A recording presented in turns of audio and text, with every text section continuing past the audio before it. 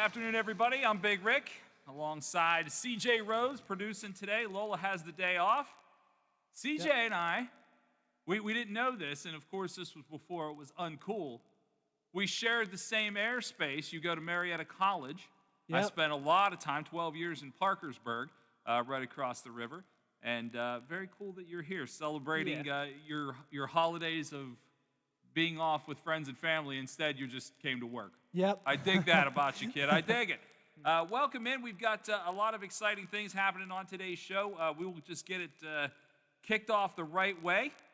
We've got our buddy DJ. He is the voice of the Wheeling Nailers. He is ready to call two exciting games against the Orlando Solar Bears, who showed up to about 6 inches of snow, and I hope they're ready to get kicked from one end of the ice to the other. DJ, how are you, my friend?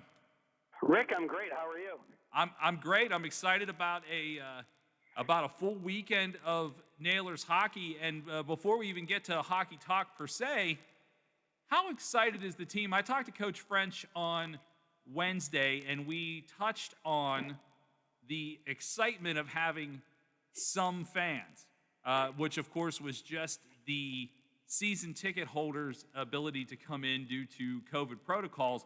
But you've opened up another 250 tickets, so we could see up to 900 plus fans in this arena for this weekend's games. Yeah, and there's only about 50 of them left right now, so if you haven't gotten them now, please do not wait until game time to do so, because A, they're only available online or by phone, and B, they're probably going to run out. So it's great to see that people are just as excited to get back here and watch the games as we are to have them. Oh, there's no doubt about that. I said words today. I can't remember if I said it to Bill or CJ or who on my way in or out today, but I said, whoever would have thought, being a guy originally from Pennsylvania, I have to come to West Virginia to watch hockey. That is an odd thing for a Pennsylvania kid to say. Yeah, it is. It's kind of funny how everything's taking shape and which states and cities are having the league this year and which ones aren't. Like, you look at states like West Virginia, who you don't necessarily maybe relate to hockey as much as you do, say, a Maine or a Michigan, who both of those teams have opted out for the season. You have a team from South Dakota, who on earth thought that South Dakota would be having hockey right now, but they are. Utah's in it too. Like, it's a real interesting mix of the cities, and you see some of the cities in this league that are able to put strong products together and have good organizations as well to make it all work. Yeah, I mean, it's amazing that Wheeling has hockey, and it's amazing we're going to do that hockey this weekend with the Solar Bears. A few things we'll get to. I saw one of your social media posts. You guys do a great job. I know that is really a lot of your work over there, and you've done a phenomenal job of helping introduce this team, even though we are one game in. Still a lot of unanswered questions and getting to know some of these players. So I'm working off your spotlight players. We're looking could be at least a little bit of a historic night for Michael Jolly. Yeah, Michael Jolie is a phenomenal player. He's had outstanding success in this league. He was a Kelly Cup MVP with Colorado in 2018. And quite frankly, if he hadn't spent the last 2 years in the American Hockey League, I'd be almost even more scared to see what his numbers would look like, just because he has been a force at the ECHL level. And yeah, like you said, he scored the second goal of the game on Saturday, and he's sitting at 99 for his career, so he's one away from 100 for his pro career. And then Shane Starrett, the starting goaltender, is making his 100th professional appearance in goal tonight. So it's nice to have the milestone watch every once in a while. Yeah, oh, for sure that it is. Now, when you collect these facts and you share them, are the players aware of some of these things, or do they even care? Yes and no. That's always a fun debate. Sometimes they have an idea what's going on. The stat pack gets put in the locker room so they can see their bios in there and they can see the numbers.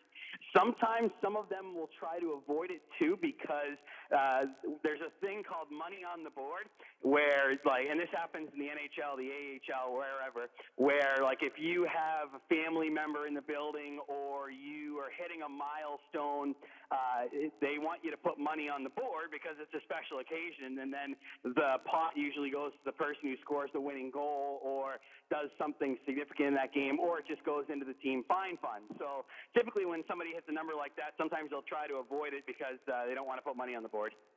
Well, and that's a good story. I bet a lot of people don't know about money on the board. Yeah. It's one of those little known insider type things. They don't overly talk about things like that in the NHL, especially because those numbers of money on the board go much higher than they do in the minors for sure. But that is an interesting, I guess, nuance to the game, and I just kind of wondered if those players really try to acknowledge those types of things. If Joel Lee knows that the next one is a big one, at least for his ECHL career or not. I would imagine that a lot of those guys do avoid that just because if they aren't real media friendly, although in a year where the media can't be overly friendly, it's not like people can come into the locker room and things like that at any level, this year. And probably no matter how quickly people get vaccinated or this thing comes to a halt, I don't think people will be intermingling in the 21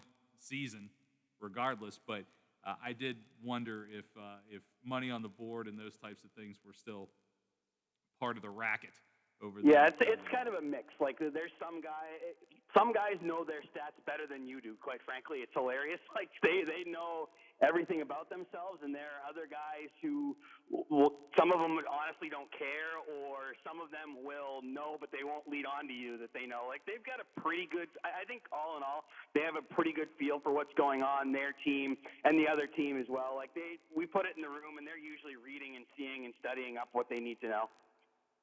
Who's avoiding you? Who on the team knows that you're the guy that gets the information? Who's ducking you? Let's call them out. Honestly, they usually don't duck me. That's been the nice thing about this group. Like, I do all the research myself, so they pretty much know.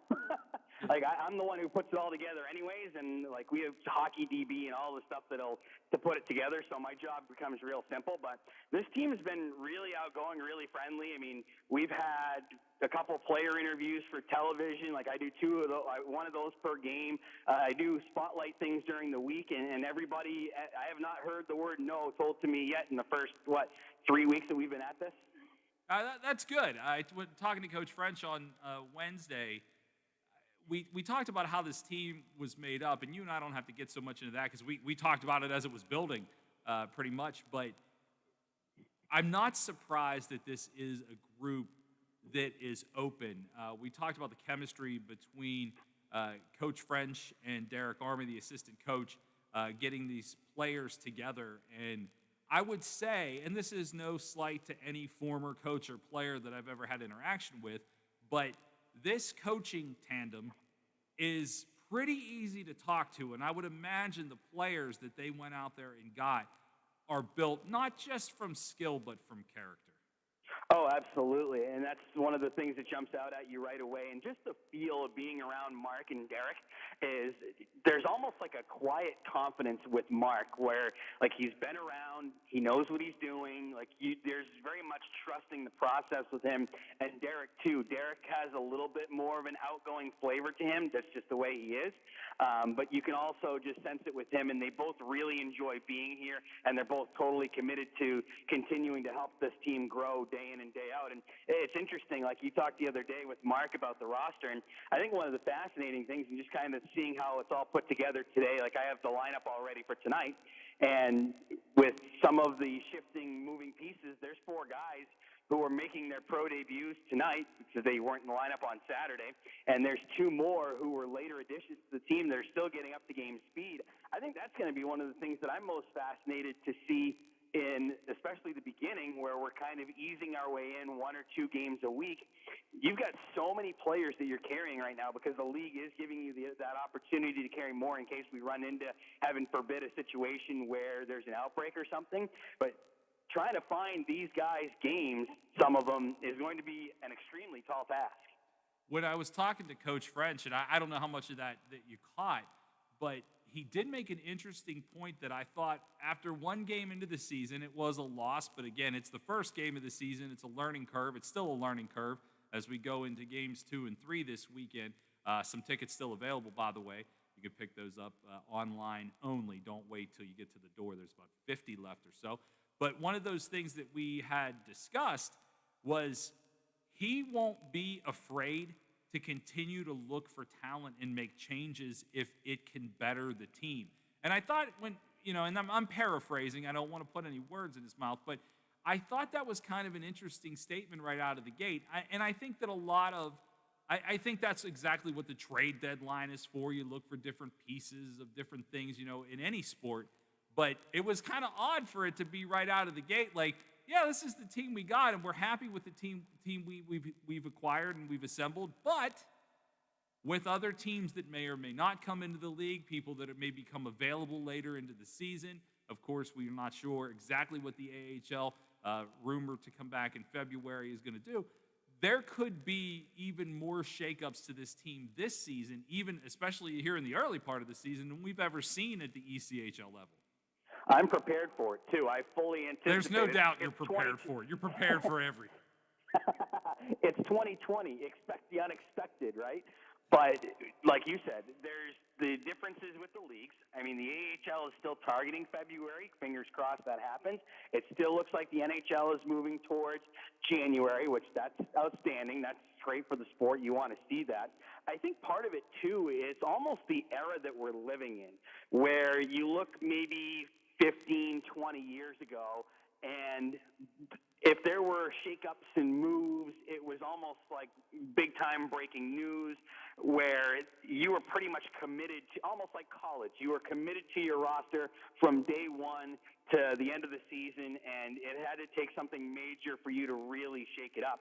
But I think today, with the free agency era, there almost is that expectation that moves will happen, and as much confidence as you have in your team, which I'm fully believing that Mark and Derek do,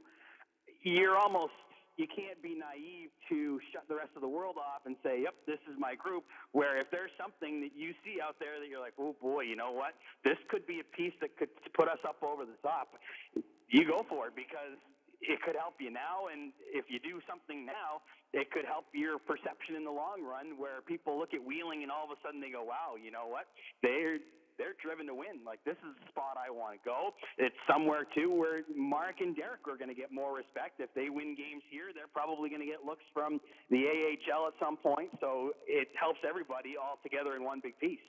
Yeah, I thought this was kind of an interesting point, too, to go along with what you said and to reiterate some of the conversation I had on Wednesday with Coach French, that some of these guys, as much as they may have to look over their shoulder thinking, we don't know who might be out there and who can take our position, that has to elevate your personal game, not only in practice, but in game situation.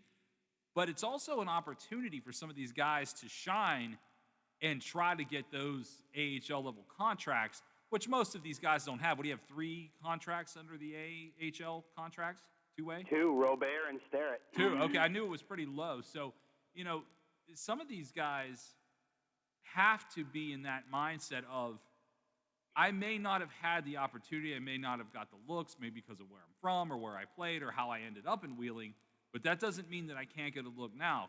Coach had told me Wednesday that a couple staff members of the Penguins were down watching and evaluating what they had. So, man, I would venture to say, for anybody that's playing ECHL hockey, but namely right here, especially when you have your affiliate is so close in Pittsburgh, and they can come and evaluate you because right now they do have they're not in training camp, they're not killing it right now as far as gameplay goes in the NHL.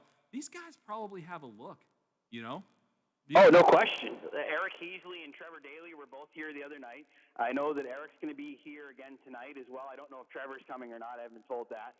But you're going to have Pittsburgh eyeballs on you almost all the time. And it's fascinating to see the different types of players, too. And I think you and I have talked about this a little bit on the show before. And I particularly look at the rookies. Like, this is their first taste of the pros. This is their first impression. Like, you have the second, third year guys where they've played at this level before. You kind of have a book on them. Maybe there's a little bit that gets changed here and there, but these rookies are literally starting from page one and making those impressions. I look at guys on two totally different ends of the spectrum. We'll take these guys, for example. We'll go Sean Josling, rookie out of the OHL, who led his team in scoring last year. That was Sarnia. Had a really good exhibition scrimmage here. Looked like he was going to be an offensive producer. So you have that side of the ledger where this is a player who could potentially turn into a scorer. And then the ECHL actually just did a story today on the other one. If you go on our social media, I retweeted and I shared that. Brady Tomlak. I was actually going to bring this up, yeah. Yeah, he played at the Air Force, and I won't steal all your thunder on that one, too. We can talk about Tomer here in a second. But Brady's a player who, my view on him, he's 6'2", 205. He did get a point on Saturday, which is great, but I feel like he's maybe one of those guys. I saw him a lot on the penalty kill on Saturday night. He's going to the front of the net. He's being that physical presence. So he's one of those that could make the noise as maybe a bottom six type. And I hate to categorize a guy just one game in, but I kind of see Josling and Tomlak on two different sides of the equation, both very valuable, and both could raise an eyebrow in one way or a different way.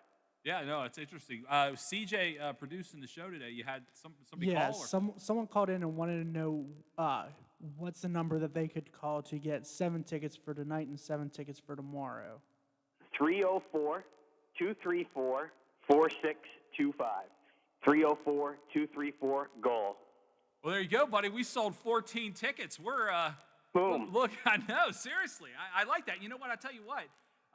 Also, for those listening and are interested in going to the Naylor games, I don't have 7 to give away to each game, but I have a couple pair that we're going to distribute throughout today's show. So while we're talking hockey right now, give CJ a call if you'd like to go. I've got 3 pair for tonight, and you can only collect them in pairs. Everybody, it's the season of giving. I have a beard; it's turning white. I feel Santa-esque. So, CJ, take the next couple callers and give them each a pair of tickets. They can get tickets right now from us, 304-214-1600, 304-214-1600. So, CJ will take care of you on that one. And as we continue to talk to DJ about hockey tonight in Wheeling, looking forward to it. The Solar Bears, we did, and I'm glad you did not steal my full thunder. Brady Tomlak is just a good story. It's a beautiful story, a wonderful story that has been shared by the Nailers Facebook page. Let's talk about this guy. Played hockey at Air Force and finds himself in Wheeling this season. Yeah, it's a school that doesn't really have a big hockey background on it, if you will. Like, some of the big dogs, Boston College, Minnesota, those types where you pretty much have NHLers that fly out of there on a regular basis. Air Force is starting to come onto the scene more lately than anything else. And I was talking to Shane Starrett, our goaltender, who's starting tonight. Talked to him a couple of weeks ago just about being an Air Force guy himself, and he told me Tomlak is a lieutenant, and some of the things that Brady's been able to learn at the school and what he's going to be able to do, whether it's the guns that they use, whether it's the flights, the planes, it's like, oh my gosh, it's incredible. And he's been able, thanks to one of the programs that they have, that he's able to turn pro, and he's also looking towards possibly 2022 Olympics, thanks to one of the programs that he's part of. So that's incredible. That is a unique situation. We've heard so many times over the years about, you can't play pro hockey and you can't go back to college. You can't play a pro anything. You can't get paid unless it's a completely different sport. I always think of J.R. House, for those that remember J.R. House and him playing in the Pirates organization, then going back to WVU, and I think he went to Nitro, if I remember correctly. But that's always one. You find guys that sometimes they age out of one sport and start a completely different sport and a completely different career. But I thought it was a really good story, not only from the aspect of, hey, he's a Nailer and that's cool, but just how he arrived there and aspirations of what could be for Brady Tomlak. And so you said possibly Olympics? That's something. Yeah, exactly. And it fascinates me too, simply because like I've been here 10 years, right? And there's some points where you think, yep, okay, I think I've seen just about everything I possibly can. But he and Stare are the first guys. I've never had a military institute guy before. They're the first two that I've ever had here in my time in Wheeling, both Really, coming out of the Air Force. that is odd. But yeah, Air Force is coming on as far as a hockey program. I think for football, all we ever hear is Army Navy. Yep. We don't, and I don't say that, I say this with nothing but respect, but as far as actual football goes in America, Army Navy is way bigger than anything that the Air Force ever gets credit for. Wouldn't it be interesting if hockey is the thing in America that catches on as far as the Air Force goes? Air Force's biggest rival, Starrett told me, is Army. He said that they played them, Air Force is out of Colorado Springs, 5,000-seat arena. He said that they played Army in a standing room only game, and he said every time they played Army, it was pretty much like, no pun intended, but an absolute war out there where it was two teams that were just built with pure muscle, and it was pretty much a 1-0, 2-1 type of game every time where you were earning literally every inch of ice that you got, and the fans were eating every bit of it up. Yet another layer, another reason to pull for a guy. He military service before hockey service. I mean, let's get behind this guy and cheer for him all weekend long. 2 homers this weekend with the Solar Bears, welcomed to Wheeling by a couple of inches of snow. CJ, you got something? Yeah, I just someone called and wanted to. There's 2 callers. They wanted a pair of tickets each. So I was wondering how many pairs of tickets do we have to give away? We're going to give away 3 for tonight's game and 3 for tomorrow night's game. Okay. So let them pick. It's season's greetings or in Naylor's case, season beatings. We're going to see some fights out there. We got any tough guys? I mean, like truly grit guys?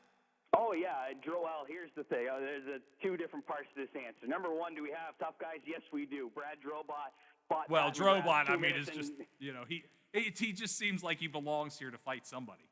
he fought Pat McGrath 2 minutes and 21 seconds into the season, which was awesome. And like Patty's played here before, so I have all the respect in the world for him. He's played in the American League, and Brad got him. He left him bloody in the face at the end of that fight, so that was great for Brad to be able to have a good fight on home ice to get the season started. Now, unfortunately, Orlando, not as much of a physical brand of hockey. They don't necessarily have a fighter on their team. They're kind of a mix where they have some smaller, skilled guys, and then they have some bigger players, but not necessarily big fighting, just big in terms of playing the body and establishing where they want to be on the ice. So I don't know if we're going to see anything as much of a fight per se, but you never know where the game could go. Where, heck, Orlando had a situation where they delivered an open ice hit last week against Florida, and the teams came together. So where this game goes, and especially with a back-to-back with them playing again tomorrow, you never know where tones might be set tonight that could lead to tomorrow or vice versa. Every reason to go to both games. That's right. I remember last year, it was Reading. Was it Rome, number 8? Might have been. I think we had a back-to-back homers, and Friday I think the tone was. I know he got knocked out. He took a rough one. They took him off the ice. He played Saturday night, and I mean the anticipation of. I know this is an old school Neanderthal way of thinking to so many people that hockey doesn't need fighting. Hockey doesn't need fighting. I don't think we'll ever see the days of Bob Probert out there knocking people silly or Rob Ray, but I still think that the tone of the game can be set with a tough guy, with a punch to the face, with a bloody nose. I'm not in it to anybody get hurt. I don't want to see that. I don't want it to break out into Slapshot the movie. But I do like and do think that those types of things still belong in the game. I do. I think that if you don't have a guy, and we've seen this with the Penguins over the years, I mean, really, I think the toughest guy that we've had recently on a regular basis was Hornquist, who's now living the sweet life on the beach in Florida. He was the toughest guy we probably had that would mix it up with you. And I still think, and I think that hurt the Penguins in the long term, as far as not having that guy. And now I think that this is where the establish of who's in this system for the Penguins, whether it be in Wheeling, eventually in Wilkes-Barre, or of course to the big club. Is there somebody out there that can rough them up? And I think this is maybe where one of those guys that has some skill that if they can maybe take one or throw one, maybe they catch an eye. Yeah, and there's enough size in this group that they definitely could. I think it's really weird because, like, I don't even know how I want to phrase this. I don't know if it's like an identity crisis or what, but like, there's that developmental side, and the game, especially at the higher levels, is geared towards skill, right? Like, Sure. that's pretty obvious to see.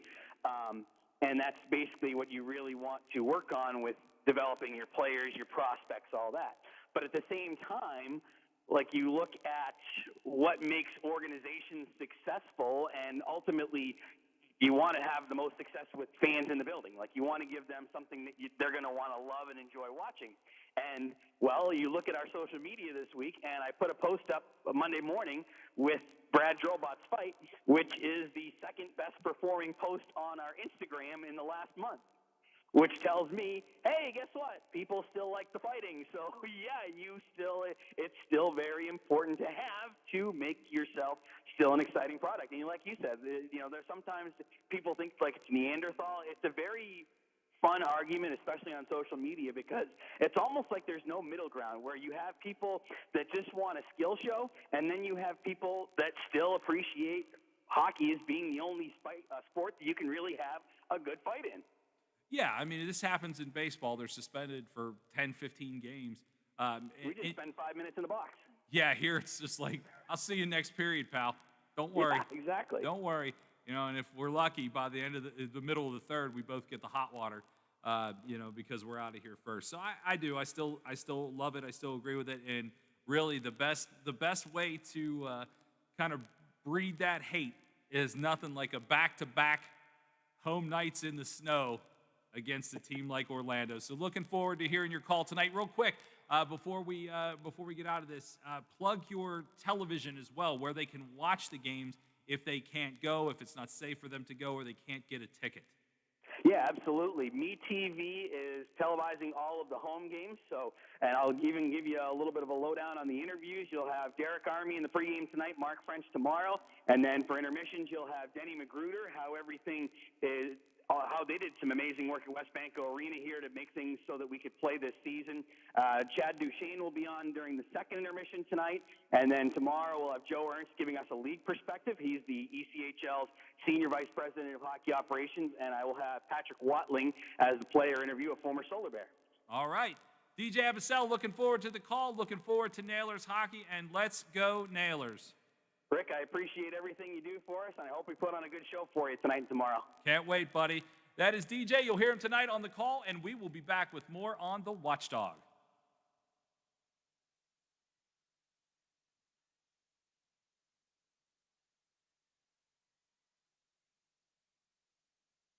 West Virginia Metro News. I'm Chris Lawrence. A hitch in the distribution of the Pfizer COVID-19 vaccine for West Virginia. State Adjutant General James Hoyer says the Mountain State has learned the planned supply of the vaccine to be delivered next week will be less than anticipated. We were told last night potentially that states would receive potentially somewhere between a 40 and a 45% reduction in their Pfizer allocation. However, Hoyer says they have an alternative plan, provided the Moderna vaccine wins approval today, as it is expected to from the FDA. He says they'll be in line to fill those areas next week with the Moderna vaccine that were supposed to get the Pfizer inoculation. Governor Jim Justice and his COVID-19 task force talking more about the vaccine and giving updates and developments with the coronavirus this hour. Watch the briefing at WVMetroNews.com. Numbers today from the DHHR show the active case numbers went back above 22,000 this morning in West Virginia. 1,266 cases confirmed in today's report since yesterday, and the positivity test rate at 7.28%. Meanwhile, in Washington, Congress expected to work through the weekend trying to hammer out a bipartisan compromise on a stimulus funding bill for those impacted. U.S. Senator Shelley Moore Capito. Those conversations are going on. All the leaders are talking along with the White House. I think we'll have this done in the next 2 to 3 days, and I think there's a lot in here that'll help businesses and individuals. You're listening to Metro.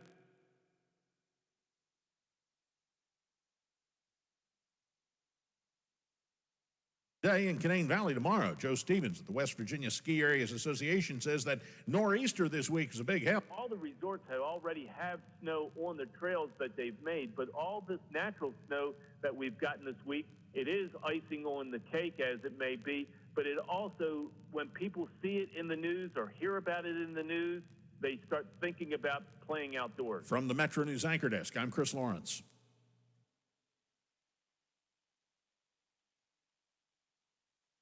Go home. Tune in to WTRF on December 18th at 7 p.m. for Home for the Holidays, a loving, living local holiday special presented by Wheeling Hospital. We'll reflect on the great holiday traditions of the Ohio Valley. Santa will read letters from local children, and we'll talk about the safe holiday memories you can make this year, plus more, including opportunities for you to win prizes while you watch. Join 7 News in staying home for the holidays.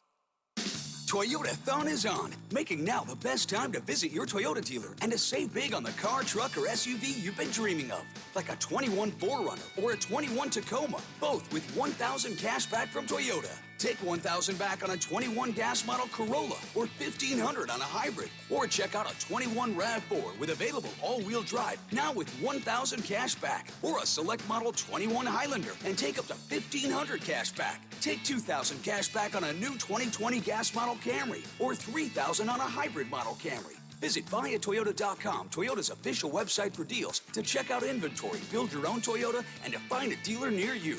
All to help make buying or leasing your next Toyota easy and affordable. You can take cash back or apply toward down payment. Offers exclude TRD Pro models and hybrid offers vary. See your dealer for details.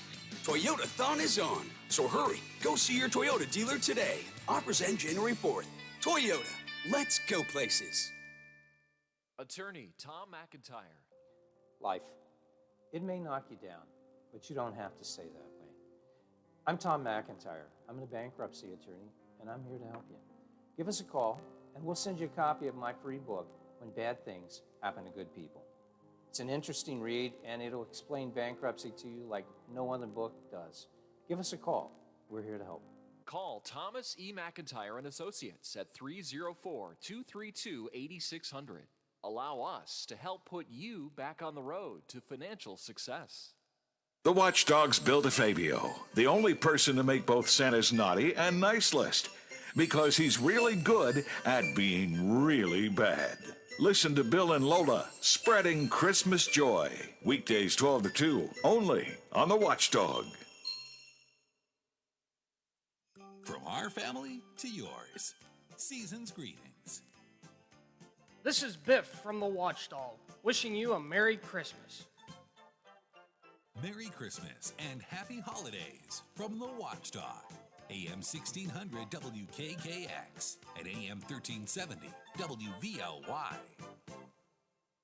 Give us a call and tell us what you're thinking. Locally, 304-214-1600. Out of the area, toll free, 866-514-1600 or 304-232-TALK. From The Watchdog, this is the Afternoon Drive with live and local issues, guests, and conversations.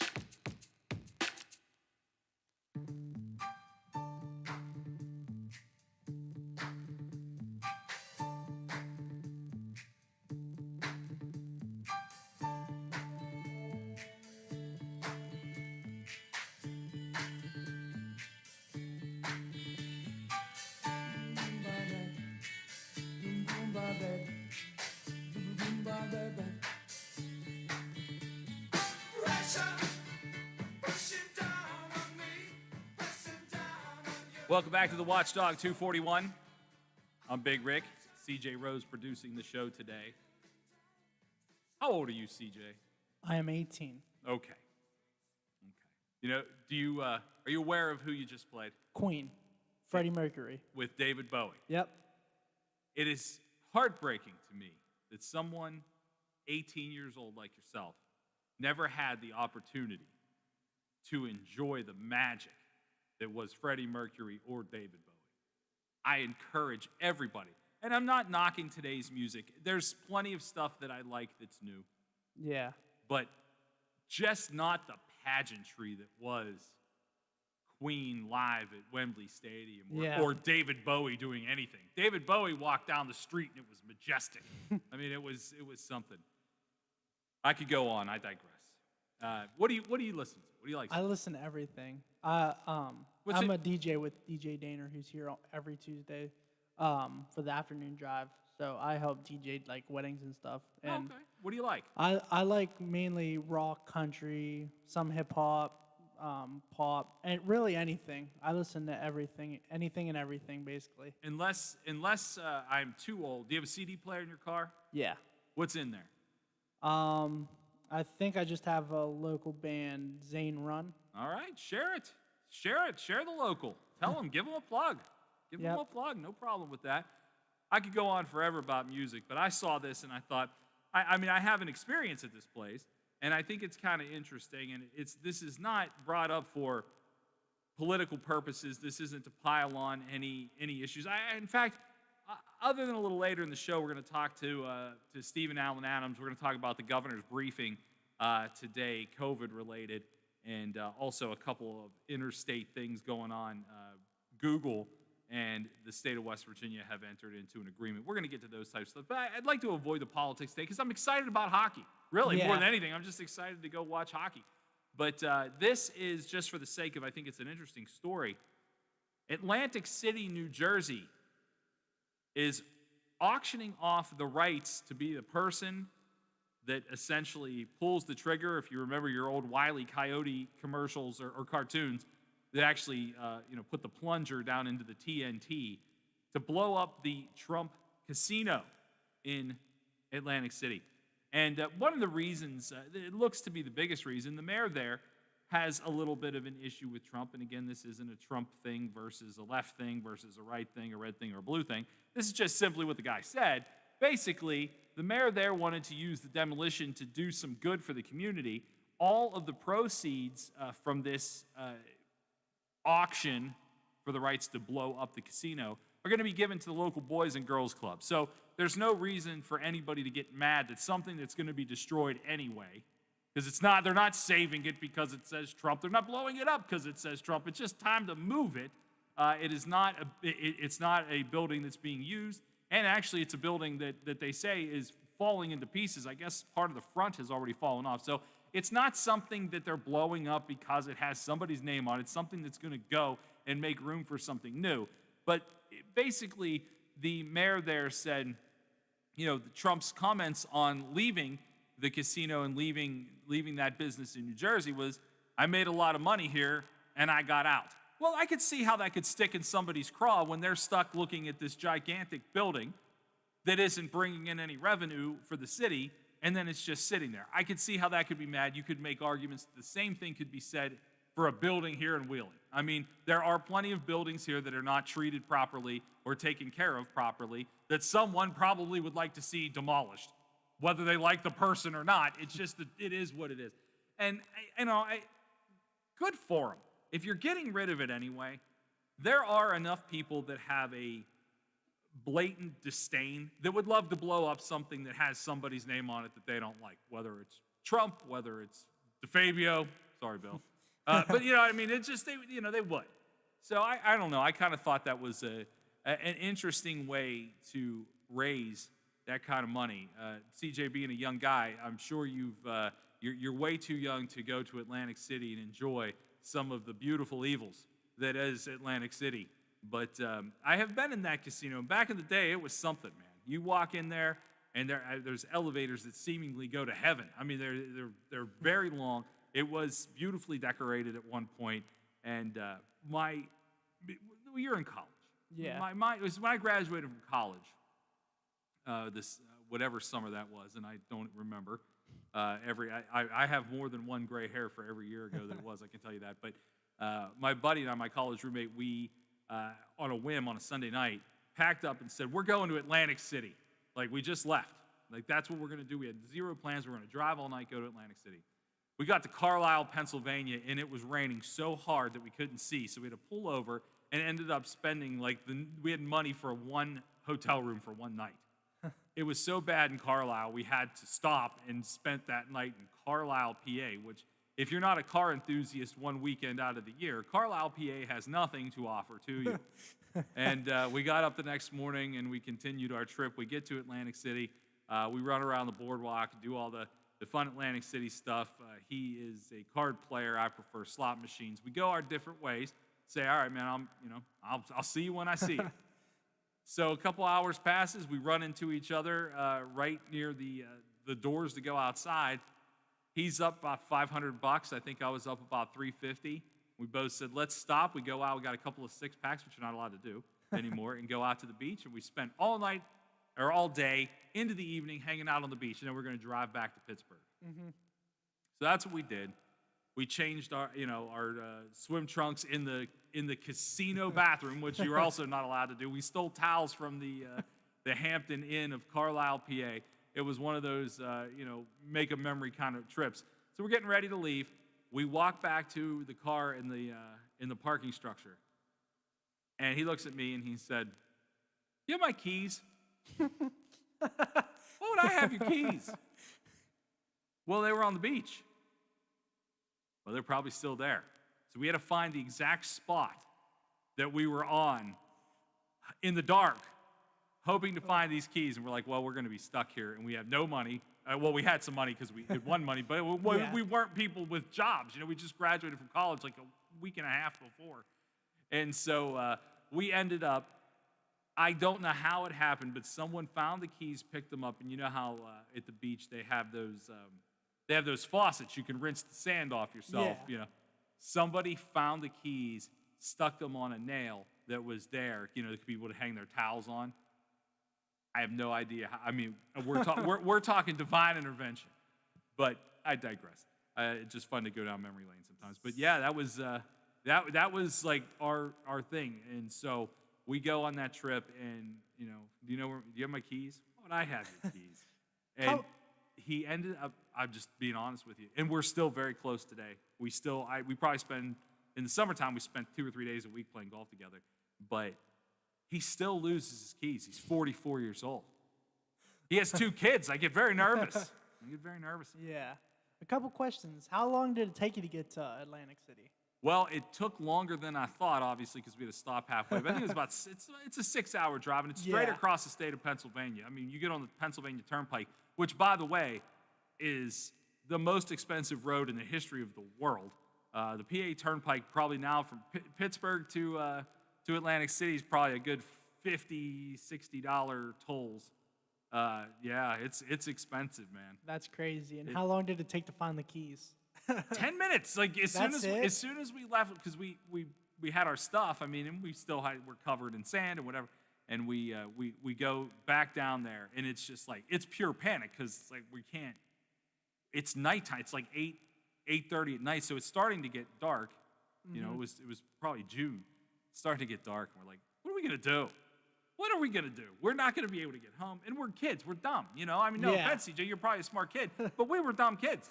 You know, or like, what do you do in this case? Do you just leave the car and somebody what happens? Like, hitchhike back to. Yeah, we gonna hit the turnpike. So yeah, we really didn't know what to do, and somehow, some way, somebody picked up those keys, hung them there, and we actually thought to look there, and it was probably one of the most miraculous things. That's what surprises me is that you guys just looked there. Like, look, if you knew this guy, you would know. My grandmother, God rest her soul, had a saying that she said quite frequently: "God takes care of old folks and fools," and that is exactly the truth. That is exactly that. We shouldn't even be here. I could tell you 1,000 stories. I mean, this show is to entertain and give you different information and things like that. But I could tell you 1,000 stories about how me and my college roommate nearly perished. I mean, just so many times, and even still today. He flipped us over in a golf cart this summer. He can't drive a car. He can't drive a cart. I mean, it's just such a hard thing to do. Boys and Girls Club, though, but we got off subject real bad there. But that was my Atlantic City story about the Trump Casino. It is offering the chance to blow up the Trump Plaza Casino, and they're saying this is an unbelievable number. And I mean, again, I know that hate for certain people runs deep, and you put your money where your mouth is and all that stuff. And normal, regular people couldn't afford this. I mean, if you despise somebody so much that you just want to blow up something with their name on it, a normal person can't afford to jump in the ring here. They're saying someone could pay up to, guess how much? $100 million. Oh my God! Well, I mean, I tell you what, if somebody had $100 million, they just buy the property. Yeah. No, $1 million. Million. $1 million to press the button. I mean, you think about the time you invest. Are you a roller coaster guy? Yeah. I like roller coasters. I mean, yeah, I like roller coasters. You know, but I'm not the biggest fan of heights. No, you go to Kennywood, you go to Cedar Point, you go to Six Flags. You invest sometimes hours in waiting in a line for a ride that you're on for approximately 30 or 40 seconds. I mean, at best. Maybe 3 seconds if you go in the dragster. Yeah, I mean, seriously. I mean, some of that stuff, you're on there, and it happens so fast, and you're done. You're done. And you're like, I just spent 2 hours. 2 hours for a couple of seconds. That's what I call it, a thrill ride. You couldn't do it for 4 minutes. I mean, you would be you're disjointed in every way, shape, or form. But they call it a thrill ride because it's over. It's over and done quickly. But your investment into it is long for the payout. The payout's 30 seconds. You invest 2 hours. Decide if it's worth it or not. Someone's going to be willing, and I think the number's going to go higher, just based on the number of people that dislike President Trump. I think that number is going to go higher than $1 million. To press a button. A button.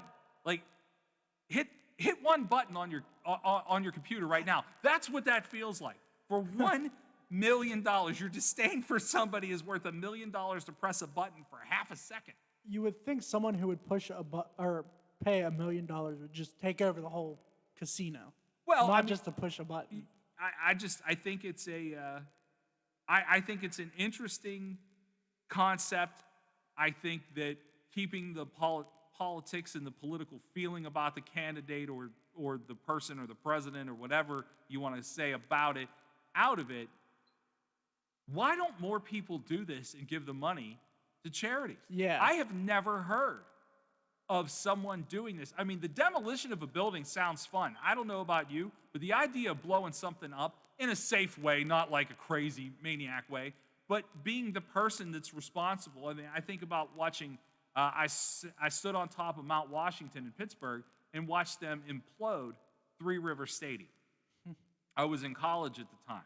I mean, in your lifetime, Heinz Field and PNC Park only existed. You would never have seen that Three River Stadium was there because they're both, I believe, 20 years old. Right? They're a couple years older than you. And I watched that implode, and I mean, I had memories there of seeing Pink Floyd and the Rolling Stones as a kid, as a young man, 17, 18 years old, seeing Dave Matthews Band there, seeing the Grateful Dead there, seeing countless Steeler games and Pirate games there. So for me, it was nostalgic in a beautiful, sad way to watch this place get imploded. But I also can't tell you I didn't. It's like, to me, it was like winning the lottery.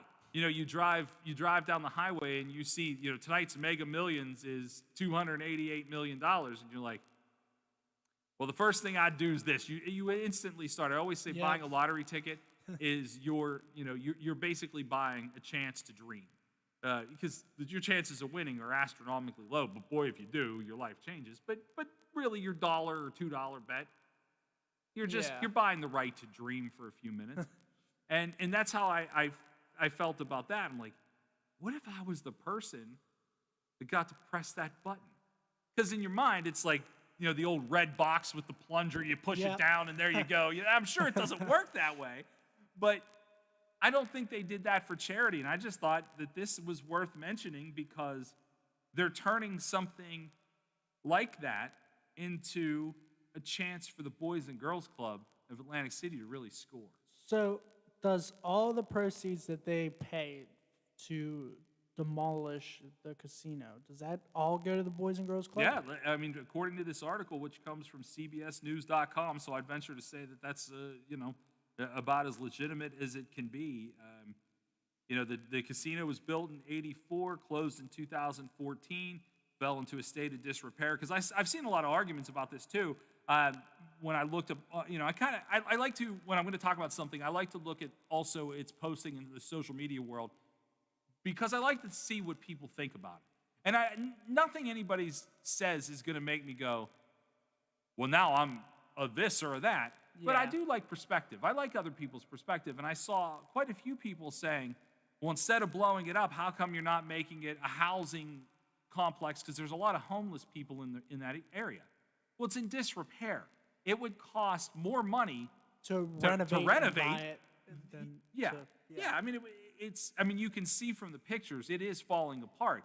I mean, at some point, the safety of anybody you'd put in there overrides their need to be covered, because then you're actually putting their lives at more risk because it's not structurally sound. So I saw that and I thought, you know what, that's a legitimate question. We see a lot of places, especially in the state of West Virginia, that are unfortunately beyond repair. Yeah. And it costs money to tear them down and it costs money to rebuild them, but I think it ultimately costs more money to repair a lot of them. Yeah. And so that's what they're saying. They say they're going to see roughly $1 million gone to the Boys and Girls Club. And I think that is such a novel idea. And I wonder if this concept will catch on, because what we're going to see here in America post-COVID, which is probably going to be mid-late 2021. Yeah. So the next 6 to 9 months, and I'm not doom and gloom here, I'm just saying it's obvious that it's going to take a while. Just because there's a vaccine doesn't mean things are going to change. But a lot of buildings that are standing now that still serve as office buildings and things like that are likely not going to be used because people are working at home. Mm-hmm. And they're probably going to stay working at home because that system seems to be working for a lot of companies. So you're going to see a lot of buildings and office space essentially that's probably close to disrepair or not used, and it's just going to end up empty spots. And the interesting idea is there a way to make it economically possible for it to become affordable housing for lower income people that need the help? Which I'm all for if it can be done. Or are these buildings just going to get demolished? Because at the end of the day, you can't let them all stand. Yeah. Not everything can stay standing. But if there's a component to it where you've got somebody rich that's willing to throw $1 million to be the person that pulls the trigger on blowing up a building, sell them all that way. I mean, that's a good thing too, because like if there's a building that's beyond repair and you need to tear it down, you can always rebuild something bigger and better. Yeah.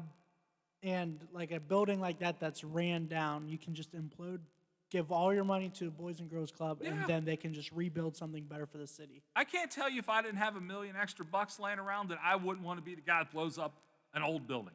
I just think it's a neat concept. Like, good for them, good for the mayor, good for thinking out of good for thinking out of the box. We're going to take a break.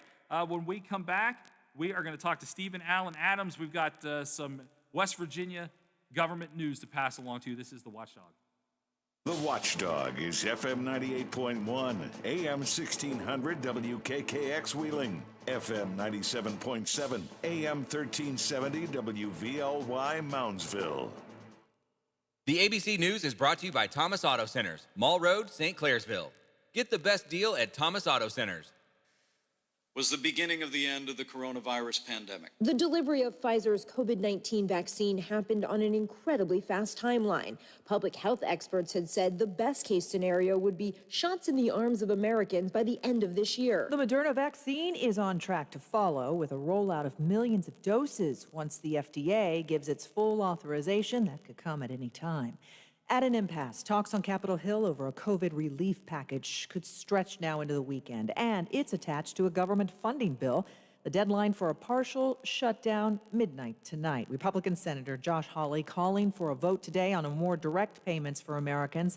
That vote was blocked. Hawley expressed frustration afterwards. It's time for leadership to put on the table what they've got. It's time for them to brief members about what they've got. And, we need to, I want to know what's in this package. So, and it better include direct assistance at a substantial level. As coronavirus cases surge around the country, one airline is trying to determine if a man died from COVID while on a flight. United Flight 591 diverted to New Orleans because of a medical emergency. A man who apparently suffered cardiac arrest was pronounced dead in New Orleans. We're told the man filled out questions before the flight saying that he did not have any symptoms of COVID, but that he apparently did have symptoms. Passengers heard the family telling EMTs he had loss of taste and smell. Because the emergency was ruled cardiac distress, the plane continued on to L.A. ABC's Alex Stone reporting. You're listening to ABC News. I worry about lots of things. My finances, my grandkids. If you're 65 or older, you have enough things to worry about. Pneumococcal pneumonia shouldn't be one of them. Even healthy adults 65 and older are at increased risk for this potentially serious bacterial lung disease that can disrupt your life for weeks. Help protect yourself with the Prevnar 13 pneumococcal 13-valent conjugate vaccine, diphtheria CRM 197 protein. Prevnar 13 is approved for adults to help prevent infections from 13 strains of the bacteria that cause pneumococcal pneumonia. Prevnar 13 does not protect against all strains of the disease. Don't get Prevnar 13 if you have had a severe allergic reaction to the vaccine or its ingredients. Adults with a weakened immune system may have a lower response to the vaccine. The most commonly reported side effect was pain at the injection site. For additional common side effects and full prescribing information, please call 1-866-694-9300 or visit Prevnar13.com. Ask your doctor or pharmacist about Prevnar 13. Time is running out for a UK-EU post-Brexit trade deal. Some progress reported, but gaps remain. If the result is no deal, hundreds of thousands of jobs could be at stake, as well as business losses measured in the billions. Europe's chief negotiator, Michel Barnier, through a translator. I cannot say what will come during this last home straight of the negotiations. We have to be prepared for all eventualities. Deal or no deal, the fast-approaching deadline remains the 31st of the month. Tom Rivers, ABC News at the Foreign Desk. A huge drug bust connected to some college campuses, including one of the country's most prestigious schools. Nearly 24 people, including current and former students at Duke, UNC Chapel Hill, and Appalachian State University, faced federal charges for funneling over 1,000 pounds of marijuana, several hundred kilograms of cocaine, and significant quantities of other drugs onto these campuses. The case started a couple of years ago and focused on UNC fraternity houses. ABC's Aaron Katursky. A Wisconsin dentist is now charged with healthcare fraud. The 60-year-old is accused of breaking his patients' teeth and billing insurance companies for putting crowns on those teeth. Authorities say he performed more than $2 million worth of procedures between January 2018 and August of 2019. If convicted, he could face up to 20 years in prison. This is ABC News. I absolutely love my dog, but the constant shedding, not so much. But then I got a Swiffer Sweeper Pet Kit, and it is amazing. These super thick cloths pick up a crazy amount of hair. Just look at all that. And that was from just one swipe.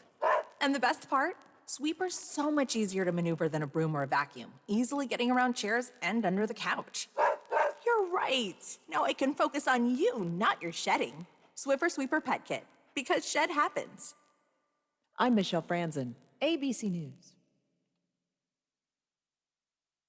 Chris DePlaga and family of Top Notch Landscaping and Supply would like to wish all their customers, past, present, and future, a Merry Christmas and a Happy New Year. Bring the whole family to their lighted lot for that special Christmas tree while supplies last. Open Monday through Friday, 10 a.m. to 8 p.m., and Saturday and Sunday, 9 a.m. to 8 p.m. That's DePlaga's Top Notch Landscaping and Supply, located at 140 Peninsula Street in Fulton, where everybody goes for their tree.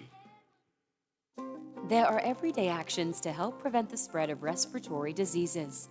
Wash your hands. Avoid close contact with people who are sick. Avoid touching your eyes, nose, and mouth. Stay home when you are sick.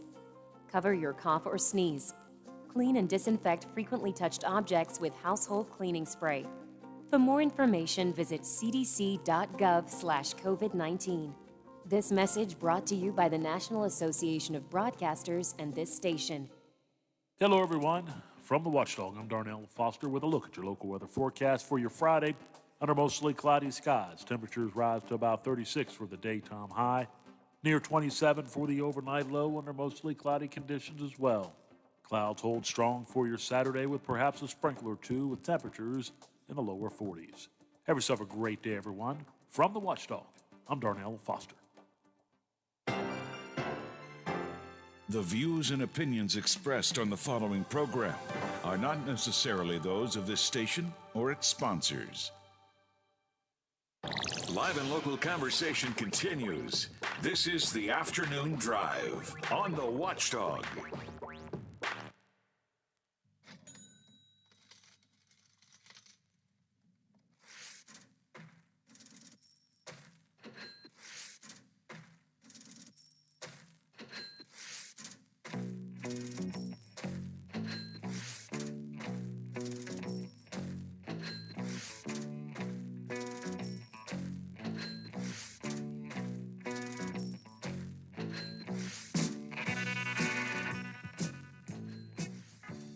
Sure, I mentioned seeing Pink Floyd at Three Rivers Stadium. You come back with Pink Floyd. I'm Big Rick. That's CJ Rose producing the show today. We got hockey. Lots of hockey this weekend. Wheeling Nailers have the Solar Bears in town, West Banco Arena. And we'd like to give you, in the spirit of giving in the holiday season, tickets to go to the game. We've got a pair of tickets for tonight's game. Of course, need to get to the studio by 6 o'clock, game 7:10 over at West Banco. So we will give you a pair of tickets for tonight's game, or give us a call, and I'm going to open up some tickets for tomorrow night's game. Can only get them in pairs. We're going to share the wealth, share the love. So go ahead and give me a call. 304-214-1600, 304-214-1600 is the line. We got Stephen Allen Adams. He writes for the Intelligencer and Ogden newspapers all around the state of West Virginia, and we've got some things to talk about. Steve, what's going on, man?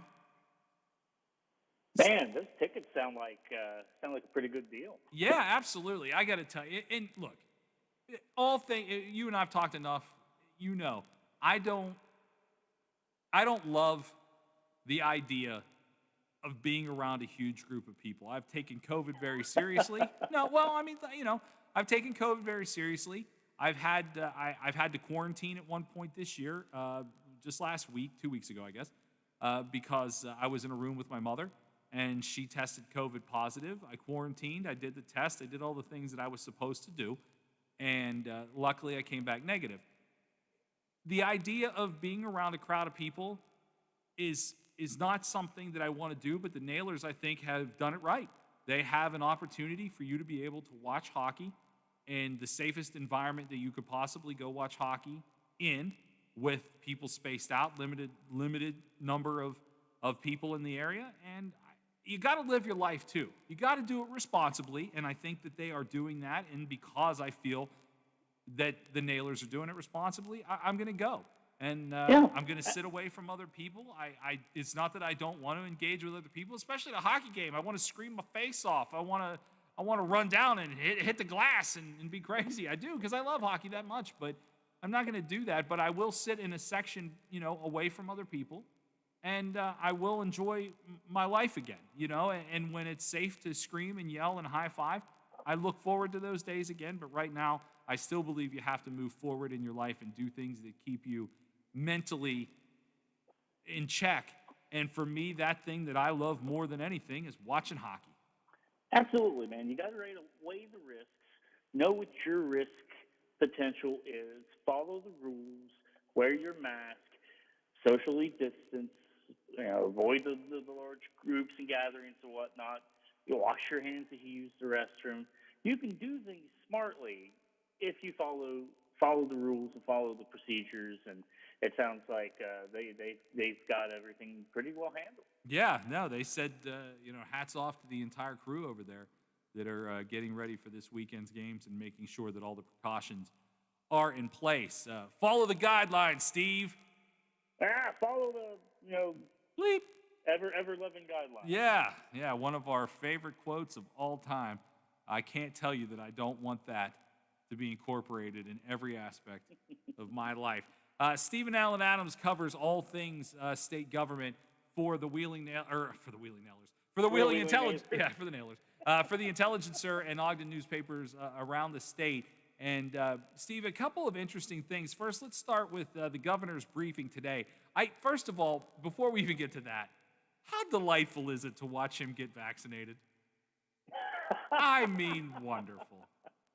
Our governor is adorable. There's He really is. no other way to put it. I mean, you can't help but watch him, put on his I got my vaccination sticker and accidentally put his mask over his eyes and he can't see. I mean, he really is adorable. You can't really hate on him. No, I mean, you can't. He is, I venture to say, especially to not, talking politics necessarily isn't my thing. I mean, I'll talk about it because it obviously has to be discussed in different forms, but I just want to sit down and talk about girls' high school basketball with the guy because he could talk about it at great length, and he just seems like a fun guy to listen to stories with. You know what I mean? Like, the mask over the eyes, the I'm confused about the sticker, the follow the guidelines stuff. I mean, just he is, I will say this, financially, yeah, none of us are even touching what this guy has, does, makes, whatever. But if you could ever find an everyman to be in politics, it's him. We've all done this stupid stuff. I mean, I can't say that every time I put my mask on, it's a smooth transition. I've screwed up stickers before. It's just he does it in a public spotlight that makes it that much more enjoyable.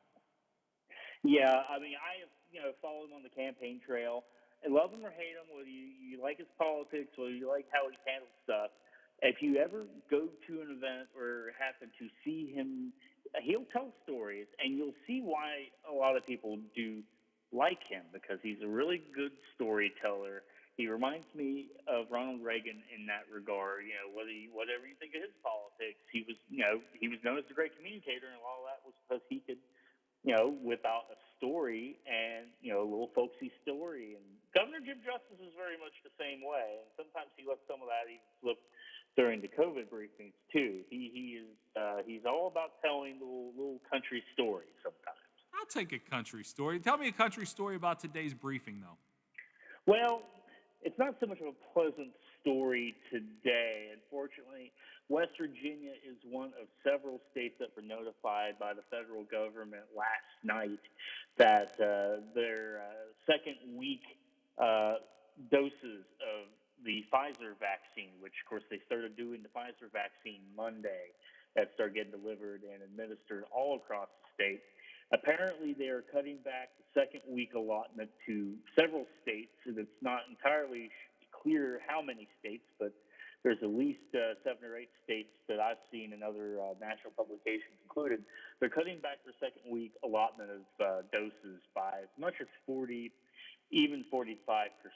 And West Virginia is unfortunately on that list. So that is potentially not a great thing, though, even though it looks like the Moderna vaccine, which is the second vaccine very similar to the Pfizer vaccine, it got its nod by an FDA panel yesterday, and it looks like it's probably slated to be approved probably later today or this weekend, and the state's going to get several thousand doses of that starting Monday. So we'll both have Pfizer and Moderna vaccines in the state as likely as soon as next Monday.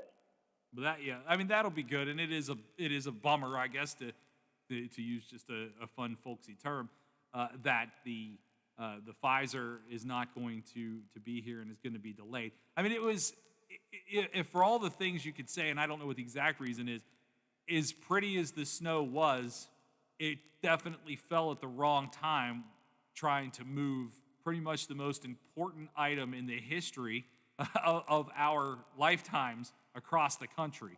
I'm sure the snow did not help the distribution of this.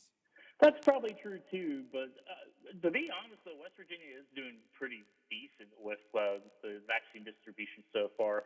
West Virginia was allotted just over 16,000 first and second doses because it requires 2 doses spread out about 3 weeks apart, the Pfizer vaccine. The Moderna vaccine also requires 2 doses as well. But you're looking at about 15,800 doses that have been distributed so far. 11,000 doses have already been administered, and you're looking at an additional request for 11,700 doses from Pfizer next week. A big focus has been on hospital workers, critical care, and nursing home, long-term care, assisted living facilities. By the end of the weekend, all 66 hospitals should have their allotment of the vaccine. And right now, we've got 5,400 doses that have been given to nursing home residents and staff. And it looks like by Saturday, that will have gone up to 8,000 doses, 50 facilities total across the state. So the goal is to try to get specifically long-term care residents and staff vaccinated within 30 days of Monday. So we're talking about the middle of January, and we're actually getting national accolades right now, ourselves in Florida, for quickly getting the vaccine out, particularly to those residents in those facilities. The one of the things that we've seen, and you can't open up a browser or scroll a social media site without seeing it, are all of these the folks that are anti-vaccine. And I'm just wondering, and I can respect everybody's opinion. I don't have to agree with someone to respect how they feel. However, we have only seen, at least I have only seen in my internet travels, some issues with some folks that got the vaccine in Alaska. Have we heard of any or seen of any difficulties thus far in the current distribution of West Virginia vaccines? Have we seen anybody with complications? Have we heard any stories about that? Was any of that addressed, or is it just non-existent? Not as of yet. There have been no major reportages of adverse reactions. And of course, some of the first people to get their shots were our state health officials and Governor Jim Justice. They have all reported no long-term issues at all since getting their shots. And so far, it seems all is well. You are correct. I believe 2 people in Alaska had some adverse reactions to it, but so far, so good as far as reactions go. And, I can understand some of the arguments. It's a new thing. People get a little scared of new things, even though this has gone through all the appropriate hoops. It's just gone through them a little quicker than what it normally would have, but it's been vetted. All these vaccines have been vetted. And keep in mind, there's other vaccines that are just around the corner as well. As I've mentioned to you before, I'm in the AstraZeneca trial. It's more of a traditional vaccine, doesn't require all the cold storage that the Moderna and Pfizer vaccines have, so it's got a little bit of a better shelf life. And it looks like, based on their schedule, they could have a vaccine ready to go for approval probably by February, if not the beginning of March. So there's other vaccines around the corner.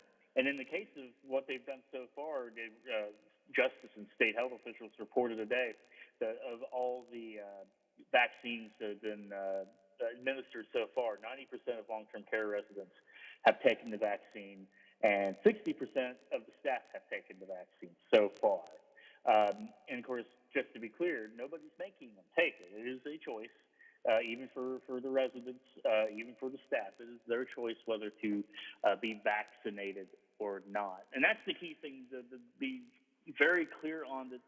Some of the conspiracy theorists out there keep pushing, which is that it's going to be mandatory, or that it has this, microchip from Bill Gates to transmit data. Doesn't have a microchip. I hate to even have to say that out loud, but it doesn't have a microchip. And those issues of whether it's mandatory, it's not mandatory, but it is highly encouraged, especially if you are in the age range. When this vaccine becomes publicly available, it's still got to go through some phases right now, but it's highly encouraged people to take it, but no one's being made to take it. No, and I get, and I'm not one of these people. As soon as my doctor calls me and says, "Hey, it's your turn," give me one in each arm. I'll like pina coladas, one for each hand. I want past this. I want past it. And I don't get past it till everybody else gets past it. We all get past it at the same time. The idea of it being encouraged by every health official I've seen is good. However, I will give people the benefit of the doubt that are concerned about taking it because, yeah, I liken it to, and I know this may be a very elementary way to look at this, but in the current age we are in, we're taught to question everything. I thought about it this way, and I am not an iPhone user. Not. I don't know anything about it. I think everything on an iPhone is backwards, and I don't want to use one. But how many times have we seen people wait in line forever to get the brand new iPhone hotness, only to turn around and have to wait for all the bugs to be fixed and an update? And so I think that we see things happen all the time. I'll say this too. Bill Gates is not a doctor, I don't think, and I don't know that he's necessarily a scientist. That doesn't mean he's not brilliant, but health officials, if Dr. Fauci says something, the guy is an infectious disease specialist, I'll probably take at least his word for it. I don't want my health advice from Bill Gates. And I think that when high-profile people who really shouldn't, like he may want to spend his money on helping find the cure. I mean, Dolly Parton spent her money on helping find a vaccine, so I'm okay with that. But at no point was Dolly out there giving you medical advice.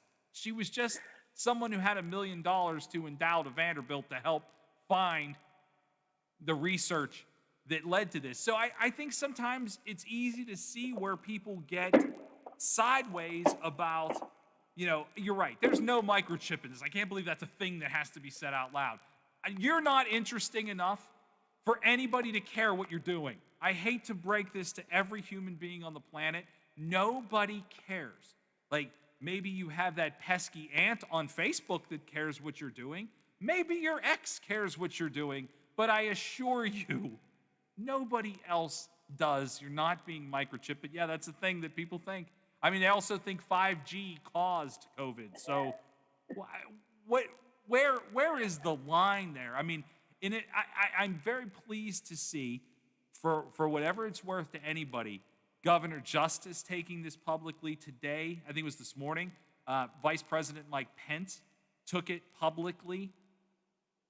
Long-standing hardcore Republicans, and this isn't a Republican-Democrat thing, but high-profile people that are trusted by half of this country took the vaccine. I don't think they're the ones that got the lucky ones that didn't get the microchip. I think they got the same one everybody else is getting. And it's amazing how much just everything has changed. If you ask your grandparents, about polio back in the day, 50, 60, 70 years ago, and talk to them about, when finally the polio vaccine was able to come out. There's a lot of anecdotal tales out there of just people just crying and being happy. Yeah. And hearing the news, and we eradicated it. And now we're so fearful, and it's easy to blame one side or the other. You can blame, some of the right-wingers, but I mean, John F. Kennedy Jr., who is the son of the famous Robert F. Kennedy. I think it's a John F. Kennedy Jr., but Robert Kennedy Jr. is a major anti-vaxxer. And has been putting out posts in regards to this as well. We live in an era where we have more access to information at our fingertips than any time, obviously, previously. But it's easy to take that information and connect dots that aren't really there. And I apologize for that. That was my cat knocking over a package. That's all right, pal. You mentioned we're talking to Stephen Allen Adams. Read his work in the Intelligencer and Ogden newspapers around the state. You mentioned that we have so much information at our fingertips. Certainly, it was not Ask Jeeves that made that possible. It was Google. And Google and the state of West Virginia are in business, are they not? They are in business. They signed a contract back in October specifically for Google to handle a lot of the back-end cloud-based services such as Gmail, Google Docs, things of that nature. And so the state is going to be doing that. Of course, the couple problems with that. One, we had a contract with Microsoft previously to offer those same services. And it's a contract that was renewed actually about 6 months ago, and we're still in that contract as well. So we're going to have two dual services for the time being. But really the big issue that came out this week, and I got a story coming out in the Intelligencer about this tomorrow, is the fact that our neighbors to the east, the Commonwealth of Virginia, which kind of had a similar situation, had put out a report back in May talking about the issues with the messaging environment, specifically Gmail, using it for secure communications to transmit sensitive information, such as in state government, you can easily see transferring somebody's personal tax information or personal DMV information, perhaps, over these lines, between state agencies. Virginia has sort of discovered that there were some security issues with that they weren't quite comfortable with, to the point that they actually are now, since they are also still in a contract with Microsoft, they put out an RFP here just in the last few months, trying to get some ideas on how to marry both Google and Microsoft, their messaging platforms together to be able to allow them to have, securely transmit, sensitive information back and forth. I had talked to the Office of Technology about this. They're reaching out to Virginia to kind of find out exactly why they had said what they said about that and to find out any specific issues that West Virginia will need to know about as they implement this new Google contract. But in light of the fact that you had Google issues this week where you had services and authentication, such as signing in the YouTube or Gmail and other services, you had those systems crash earlier this week. And not only that, sort of unrelated, but kind of dovetailing with this, you've got a situation now with the federal government getting hacked, a major hack that's being tied allegedly back to Russian intelligence sources. So it really kind of brings that whole issue of security, particularly with state government, into the limelight. You mentioned the Office of Technology for the state. That has to be an interesting position, and this isn't in any way dogging the state of West Virginia, but when you think the cutting edge of technology, the state of West Virginia is usually not the state you think of first, second, or third. And with the possibility of all these cloud-based things, like you said, you mentioned, and you stole my thunder a little bit, Steve, the idea of Russians being able to hack into, American intelligence and things like that, is there still, like, I guess, for lack of a better term, is there still a paper system? Are there things that aren't cloud-based that are left not for chance or under lock and key, I guess? I mean, is that something that is even done in this state anymore? Or are we just have we finally moved everything into a system where it is possible that it becomes hacked? Well, you're looking at a system that is evolving more and more into paperless, for sure. State still does a lot of things by paper, for sure. Go to any DMV, you'll find that out real quick. But You'd still be sitting there, too. Well, yeah, most likely. I went to the DMV in March and got my number pre-COVID, and I'm still waiting. So, only 9 months. That's okay. I'm driving without a valid inspection sticker right now, but I don't think that's a problem at the moment. No, there's bigger fish to fry. No. Things are moving more and more to paperless. I'm a former press secretary for the Secretary of State's office. When I worked there for the year and a half, I worked there before getting back into journalism. That was a big push of that office to move a lot of its business registration and licensing and other things like that to a paperless system, so you could do it all online. And you can still do some stuff by paper if you don't have any other choice. Such as you don't have internet access, you can go to one of the regional hubs. And it's just going that way. I just did an interview with the incoming Chief Justice, Evan Jenkins, for a story I'll have next week.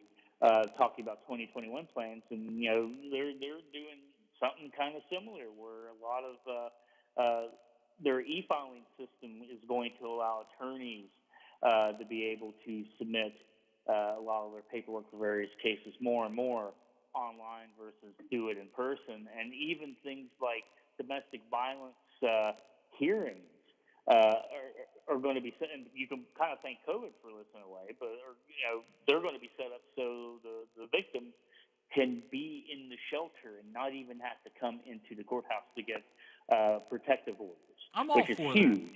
that. It's I'm all huge. for that. Yeah, So absolutely. there's just more and more things that are going kind of online and being done virtually. And if COVID has caused anything, a lot of the stuff's easier to do than most people realize.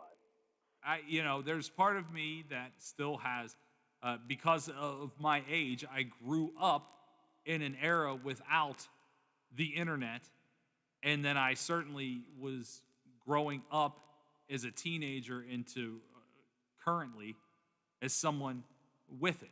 And I'm the last generation of people that will know the difference.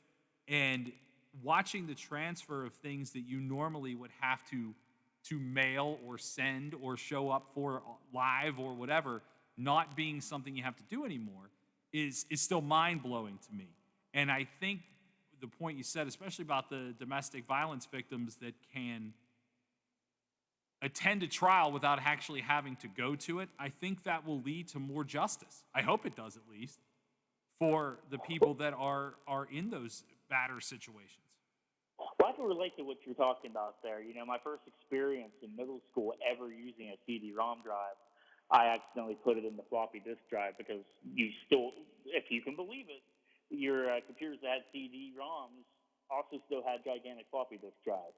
And I didn't know which one to put it in, so I put it in the floppy disk drive and got in big trouble for ruining I think Carmen Sandiego. Oh, sure. Along the time. Sure. So, For me, it was Oregon Trail.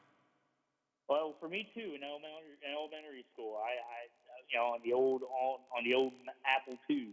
So trust me. And now I'm looking at like a 2020 MacBook Air that's right in front of me. It's just amazing how much it's all changed. It really is. And real quick, Steve, before we part ways, actually until after Christmas, so make sure I want to wish you a Merry Christmas. This deal that we've been talking about, of course, thank you. This deal that we are talking about with West Virginia, and you're telling me that there is a deal with Microsoft and a deal with Google. This is an $8 million contract. Is it odd that we have two of these at that kind of price tag in a state that's not cash flowing?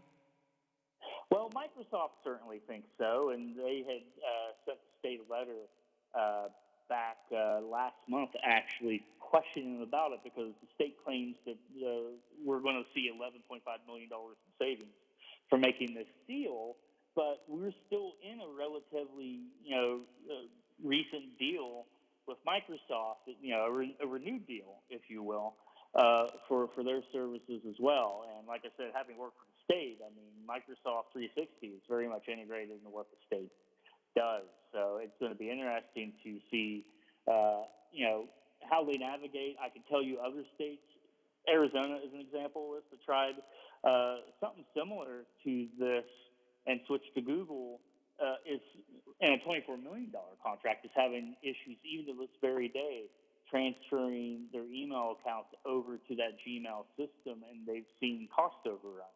And it doesn't look like they're going to get that switched over till 2022.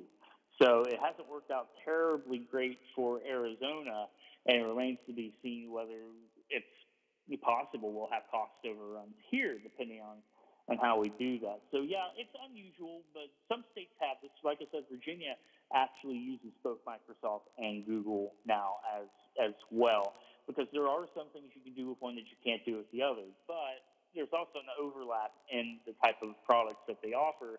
So you got to ask yourself as a taxpayer whether you think it's, cost prohibitive to either go with one or the other.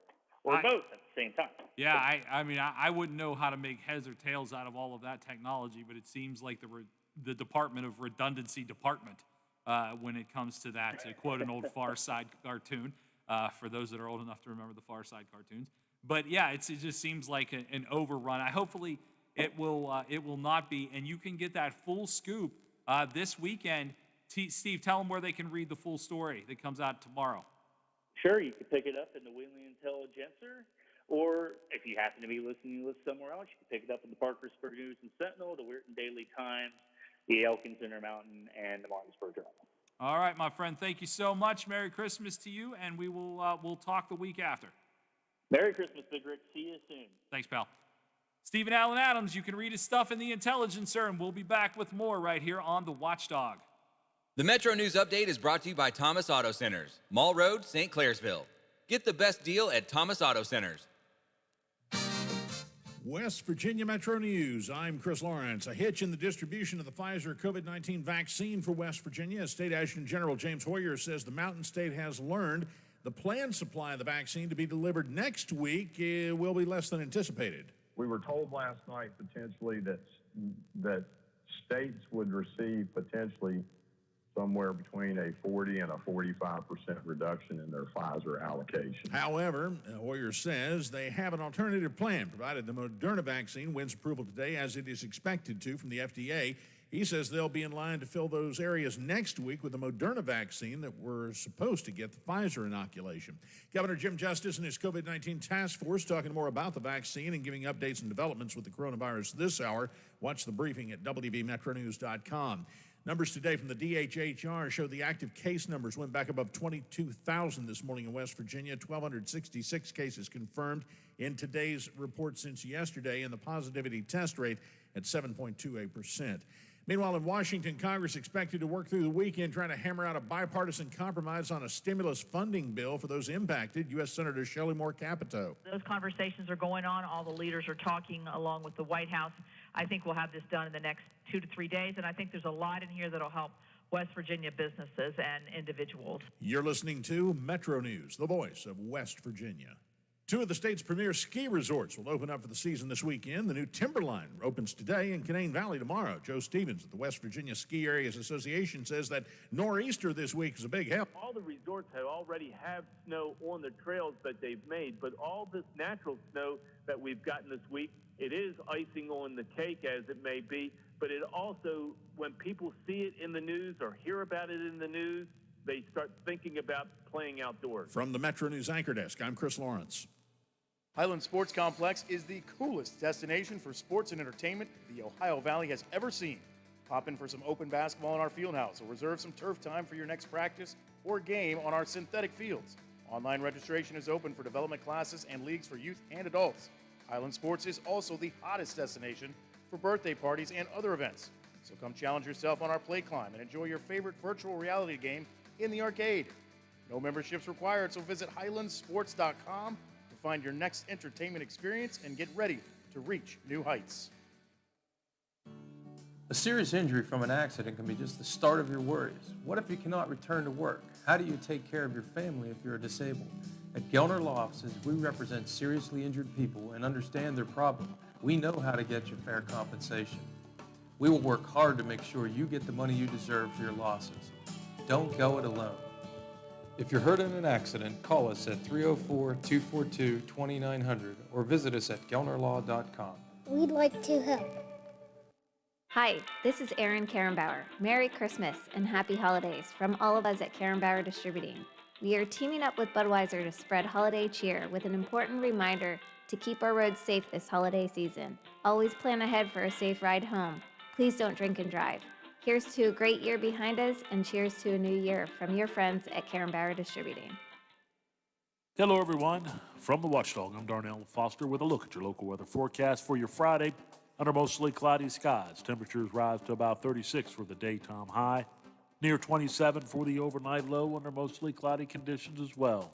Clouds hold strong for your Saturday with perhaps a sprinkler or two with temperatures in the lower 40s. Have yourself a great day, everyone. From the Watchdog, I'm Darnell Foster. From our family to yours, season's greetings. Merry Christmas, everyone, from me, Lola. Merry Christmas and Happy Holidays from the Watchdog. AM 1600 WKKX and AM 1370 WVLY. Give us a call and tell us what you're thinking. Locally, 304-214-1600. Out of the area, toll free, 866-514-1600 or 304-232-TALK. Bill DeFabio, the kind of guy who wanted to purchase the original Christmas Story leg lamp. This is a lamp! And return it to its rightful owner because he figured somewhere in this world It's indescribably beautiful. a sad one-legged lady was sitting in the dark. What a great lamp. Tune in to the Bill DeFabio Variety Show, weekdays 12 to 2, only on The Watchdog.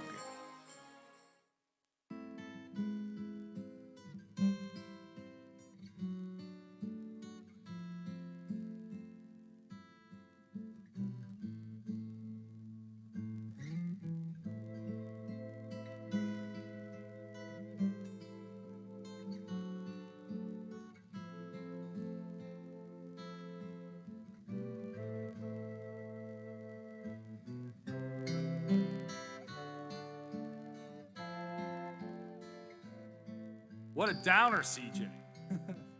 The opening riff to Stairway to Heaven, probably the most notable, or one of the most notable riffs in the history of rock and roll. And it certainly picks up after a while. Yeah. But this one is just like, I don't know what I'm supposed to be thinking about here. I'm Big Rick, that's CJ. He's picking the music. He's also producing today's show, so thank you, CJ. Yep. We've got hockey this weekend in town, Wheeling Nailers. If you want to go to the game tonight or tomorrow night, give us a call. Giving Spirit, 304-214-1600. We've got some pairs of tickets for tonight and a couple. We got a pair for tonight and a couple pair for tomorrow. If you'd like to go to the game, we'd like to send you. Go out and enjoy Nailers hockey safely. You do have to wear a mask the entire time. If you're going to be contrarian about it, don't take the tickets because it's still a rule. You have to do it. And if you're one of those people, you ain't gonna tell me watch hockey by my wear a mask, then don't take the tickets. Just being honest with you. Wear the mask inside the building. If you don't wear it at home, you don't wear it at the other places, I don't know, but don't ruin hockey for the rest of us. Seriously. Seriously. I'm 100% absolute about that. Love to send you to the game, though. Tickets are free. 304-214-1600. Give us a call. CJ will pick you up and set you up. A lot of stuff about this pandemic has changed us as people. CJ, too young to partake in alcoholic beverages. I am plenty old enough to partake, and I'm not much of a drinker. I mean, to tell you that I have probably 5 drinks a year would be an over-exaggeration. It's just not really my thing. I'm not against it in any way. It's just not my thing. But America, you are pounding them down. This is according to NPR. The number of people drinking and their uptick in drinking is staggering, according to medical reports and according to alcohol sales. So it's not just somebody going, oh man, we're seeing a lot of people talking about how much they're drinking when they come into their doctor's appointments or virtual appointments. It's actually just based on alcohol sale. They are selling alcohol so fast, they can't make it fast enough. I have a friend, that her and her husband, they drink steadily. Make of it what you will. Still wonderful people. It's not a judgment. It's just they do. They drink a lot of bourbon. Good bourbon, too. Expensive stuff. They're buying it by the case. You know, people are hoarding toilet paper. Yeah. They're It's hard to find that sometimes. They're hoarding bourbon. Like, I don't know and don't doubt if it's possible to get a barrel wheeled to your house, that they won't. They're buying it by the case. By the case. And that's what's happening. Doctors are talking about how, we have no idea, and we're going to hear about it for years, post-pandemic, all the problems it created. I mean, everything from health problems that are long-standing after people have caught COVID to what impact is it going to have on kids that are not able to attend school in person? No matter how great of a parent you are, your uphill battle to get kids to learn at home while you're trying to probably balance your own job, God love you. I don't know how you're doing it. And I'm pretty sure a lot of that is to the increased alcohol sales. I think parents and it doesn't say this per se, but I think a lot of parents, after their kids go to bed, they're probably drinking more wine than usual. They're probably having a couple more beers than usual. That is some stressful situation to be teaching kids at home and trying to move them forward while, if that's your vice, and I'm not here to judge it if it's your vice. Everybody has a vice. If someone tells you they don't have a vice, their vice is lying. Everybody's got something that pushes them to relaxation. Could be a cigarette, could be a drink, could be whatever. I'm not here to judge it. But I think that's where this booze is going. The number of wine sales, astronomical. And that wine is enjoyed universally, so I'm not pigeonholing anything. But I'm pretty sure every mom I know has a T-shirt that that says "Wine Up," or something along those lines. They do. A lot of moms that I know love to drink wine. Yeah. And I think they're looking for whatever takes the edge off from the full day of being a mom, working, and being an educator at home. I think that's probably where we're at. So I was thinking to myself, what are some of those things that we're going to see for years, past COVID, to say, well, this is what happened as a result of COVID. They're suggesting, and this is medical professionals, and the article is available to you, just like it is to me, npr.org if you want to check it out. The headline, Americans are drinking more during the pandemic, and here are ways to cut back. So, think about what you're drinking. There are things that you can drink. A lot of people say a glass of wine a day is good for you, but probably not a bottle. Yeah. So, think about what it is. If you're having a glass of wine, that's fine. If you're drinking a full bottle of bourbon, that's probably an issue. If you're drinking a glass of wine to take the edge off, you're probably fine. Yeah. Again, you don't have to take my medical advice. I'm just saying this is what the article says, and I tend to agree with it after I read it. Think about it. Think about how much you drink. Drink moderate. It says up to 1 drink a day for women or 2 drinks for men is okay. I know some people that can stop at that, some people can't. When you drink, be mindful. There's a couple of tricks to curb your alcohol consumption so you won't suddenly be on your 4th or 5th and then it's too late to realize it. Because once you get to that point, you're legally drunk. I don't care how much you can hold on to. So I think that's probably good. Be mindful, and then reprogram your day, replace happy hour with a new habit. Now, this I thought was probably the best thing that you can do. Yeah. It's just, it takes 21 days to form a habit. You're an aspiring doctor. Yep. You're going to find, if you don't already have that knowledge, I'm sure it's going to be passed along to you on habit forming.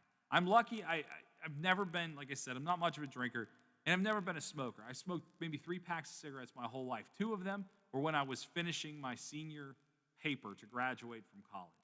And the reason I did it, I was a journalism major, and I had to write, I think it ended up being 36, 38 pages, something like that, of an article to get out of college.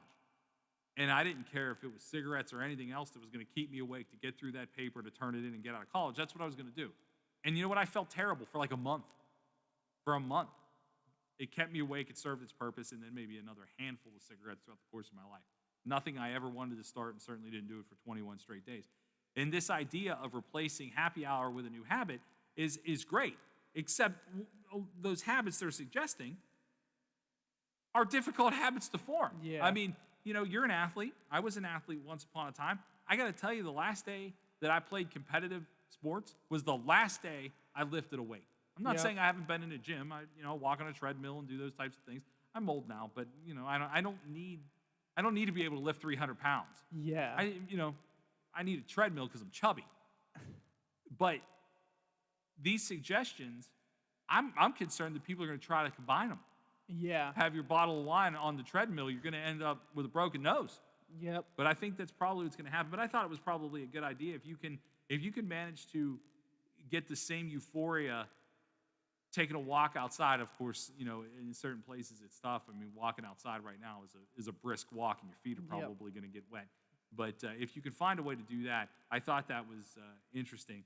Also, just basically saying this article is to seek out support. I mean, if you know that this is happening to you, you don't have to be ashamed of it because it's happening to a lot of people. You don't have to be ashamed of it even if it wasn't happening to anybody else. But there are things that you can do to notice this, or if you notice it in a friend. And here are some things that you can do, creative ways to spend your free time if it's something that you need or someone else needs to curb off. I thought this was nice, and this is probably something you've never experienced. You know what the term pen pal means? I've heard of it, yeah.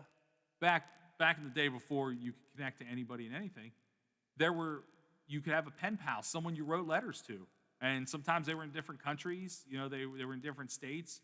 Maybe you met somebody at like a summer camp and you became friends, but you couldn't call all the time. There used to be something called long distance charges, where you have to, if you called somebody that didn't live down your street, it cost you extra money. Yeah. So I thought that was kind of neat.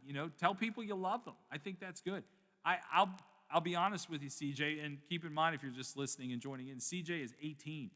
He's a young man, so he is not someone who grew up like a lot of us did. And this was the most amazing thing to me. I will never forget the first time I saw this. The first time I saw Skype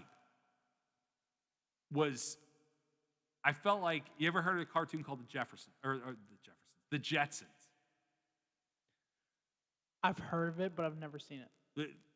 The Jetsons, in the opening scene, it shows George Jetson's boss calling him at home on a TV, and he could see him. They could see each other. To us, and people my age, and this isn't, again, to run down people my age. I mean, we got a lot of stuff left to do. It's not that. It's just these suggestions on ways to use your free time during COVID. Skype and FaceTime was the most amazing thing I'd ever seen. It was like future come alive. I mean, even though it was a cartoon I watched as a kid, and then when it actually happened, and I could see someone I loved from the first time it happened, I was seeing a girl that lived in Charlotte, and I lived in Parkersburg. And the first time we used Skype, and I could see her, it was like, you're there. You're real. Yeah. I mean, and it was like, to me, it was just the most mind-blowing thing. I know a lot of people use this, but I encourage anybody who has never tried, if you have an iPhone, you use FaceTime. If you have an Android, you can easily use Skype. And there are other platforms. And everybody's talking about and heard about Zoom calls and stuff like that. Or you could use Messenger on Facebook or really anything. Yeah. Use it. It will make you feel better. It will make you feel like you are near a loved one. It changes everything. When and it doesn't happen now, unfortunately, because my mom is COVID positive, but the activities director at her nursing home would Skype me on Saturdays so I could see my mom. Because my mom is 76, doesn't have an iPhone. She doesn't know how to do it. It changes you. It changes the way you feel. It makes it not feel as sad and lonely. It's pretty incredible. So I encourage anybody that's not doing that, if you have a smartphone, if you have a cell phone, you have a computer, do it. Do it. Just find that person that you love that you want to talk to and absolutely do that. Have a movie marathon. A lot of people are doing that right now. For me, now that it is completely out, season 2 is out, I'm going to jump into The Mandalorian. It is a Star Wars spinoff on Disney+. Everyone raves and raves about that Mandalorian. So start a movie marathon. I'll also, you know what I'm going to do too is it gets too cold to go outside. Because I played golf in the month of December. I love to play golf. Right now, there is 6 inches of snow on every golf course, so you can't do that. I'm going to go back and watch The Sopranos. I know you've heard of The Sopranos. No? No. Really? Wow. Generationally, that is something. The Sopranos is a mob-based show. It was an hour-long show or so that was on Sunday nights on HBO for years. It's probably the best series I've ever watched, and critically acclaimed to be the best series ever written. Yeah. And I'm going to jump back into that. And now you have all these streaming platforms, because you used to have to buy DVDs. I don't know if you're familiar with those, but you used to, I bought all the Sopranos on DVDs thinking, I'll be watching these forever. And now you can just pull it up on your HBO Max and watch it all day. But I think a lot of people are doing that, and I think that might also help contribute to, well, I'm just sitting in front of the TV and might as well have a glass of wine. So be careful when you do that. People are doing crafts and things like that. This is a fun one. I jump into my kitchen a lot. I like to cook. Mhm. And, if you have family cookbooks, you can find a recipe to anything online. You have family cookbooks. That's what I've jumped into. I've gone back to the cookbooks that my mom cooked with that came from my grandmother, that probably came from her grandmother. I mean, we've got some cookbooks at my house that are like from, the early printings in the 1920s. So, I don't know how well the recipes hold up, but you might as well figure it out. You might as well find out. Might as well try, yeah. You're not doing anything. Yep. And You're it's stuck at home, especially with COVID. And everything, might as well. It's keeping you away from the booze. Yeah, Yep. but I'm Italian. I love to cook. It's just kind of something that has always been part of my family, and I think that's some good stuff. I think it's a good idea. You musician at all? I don't play music, but I've been around music. I've been around music my whole life. I couldn't carry a tune in a bucket. Yep. I can't sing. I can't play an instrument. I should, though. There are probably 20 guitars at my house that are autographed by different artists, different bands. I couldn't play one of them. Why? Why am I not doing this? I mean, this is just common information. It's not like it's blowing anybody away here. These are things that you can do, but they're so obvious. You just have to actually maybe hear them out loud, which is why I thought we'd go down this path a little bit. This is an interesting one.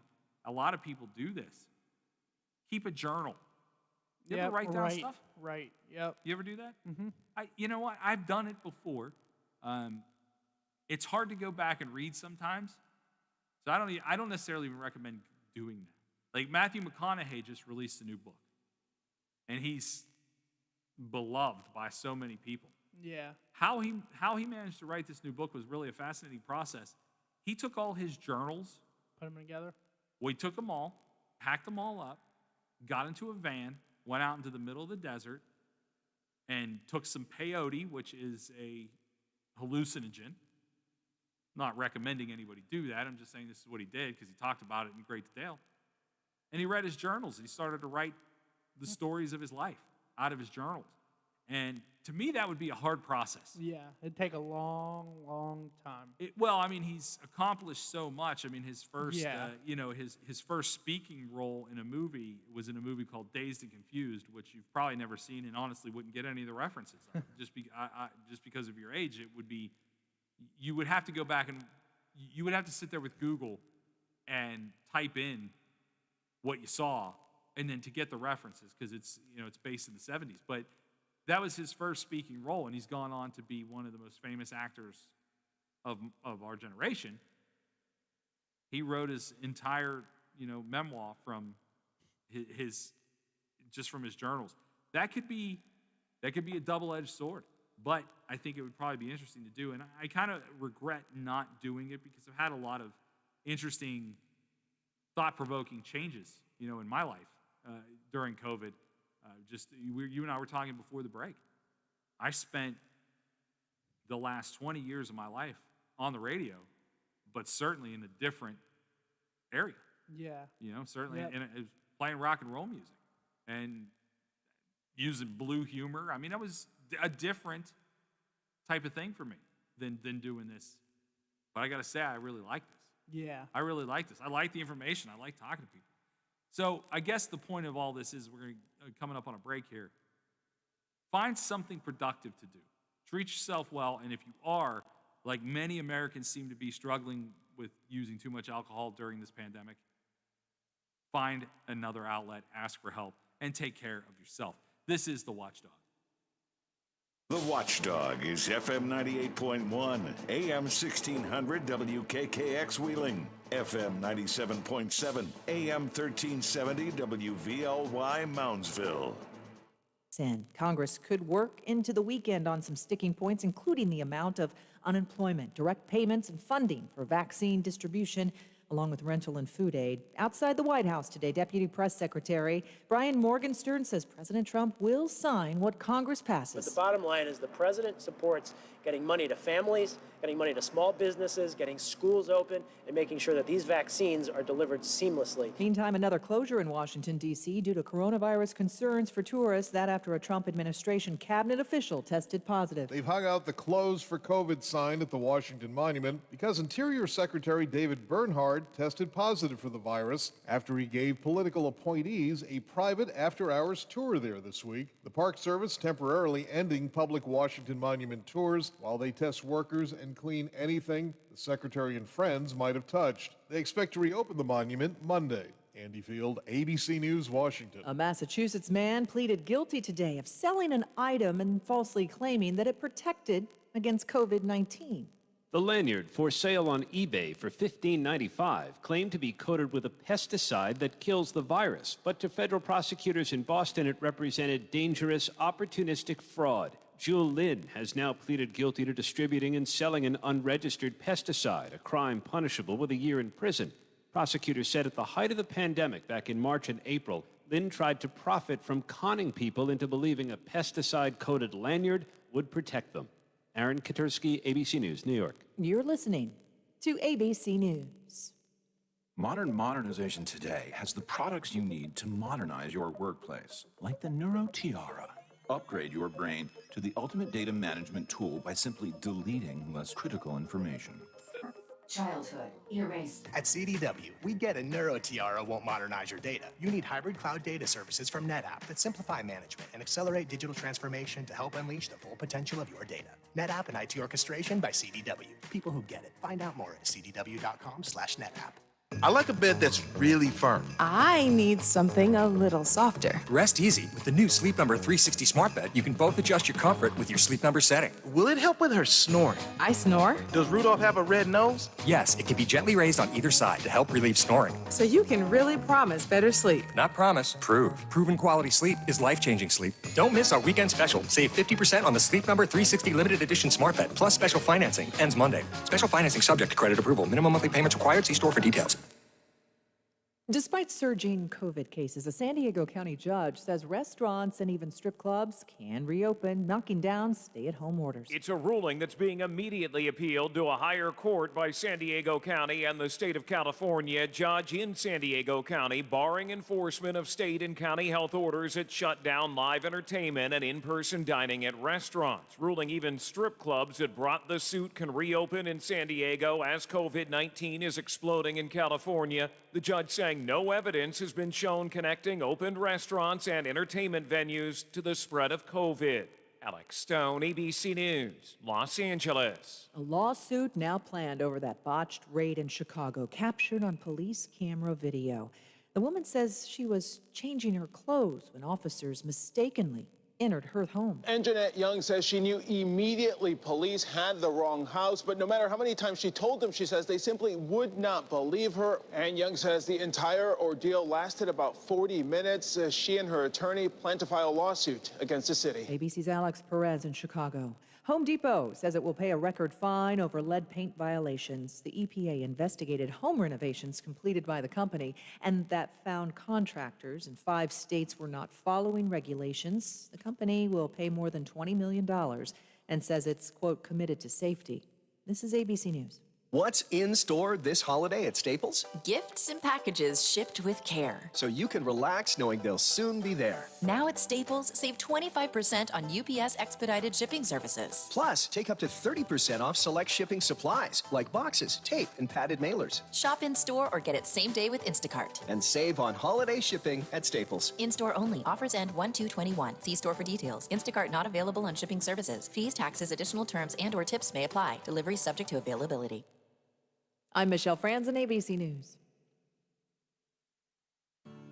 A serious injury from an accident can be just the start of your worries. What if you cannot return to work? How do you take care of your family if you're disabled? At Gellner Law Offices, we represent seriously injured people and understand their problem. We know how to get you fair compensation. We will work hard to make sure you get the money you deserve for your losses. Don't go it alone. If you're hurt in an accident, call us at 304-242-2900 or visit us at gelnerlaw.com. We'd like to help. Highland Sports Complex is the coolest destination for sports and entertainment the Ohio Valley has ever seen.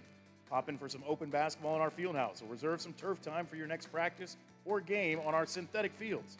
Online registration is open for development classes and leagues for youth and adults. Highland Sports is also the hottest destination for birthday parties and other events. So come challenge yourself on our play climb and enjoy your favorite virtual reality game in the arcade. No memberships required, so visit highlandsports.com to find your next entertainment experience and get ready to reach new heights. Does your company's website work for you? Is it helping attract new clients and improving your brand awareness? If not, or you don't know, contact the team at Omni Strategic Technologies. With expert web developers, they build amazing web experiences that help their clients perform better.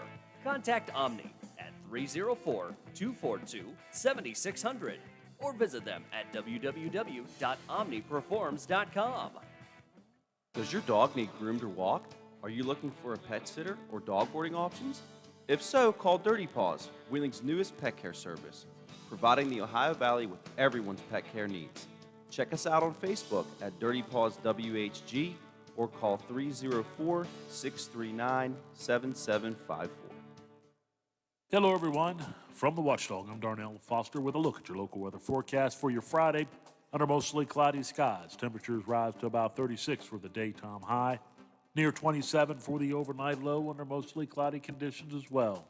Clouds hold strong for your Saturday with perhaps a sprinkle or two with temperatures in the lower 40s. Have yourself a great day, everyone. From the Watchdog, I'm Darnell Foster.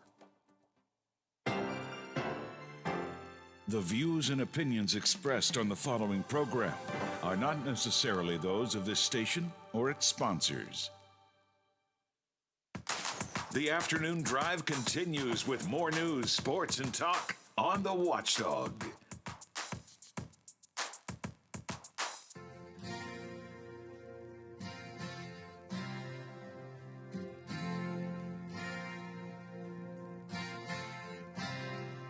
She's a good girl, loves her mama, loves Jesus, in America too. She's a good girl, is crazy about Elvis, loves horses, and her boyfriend too.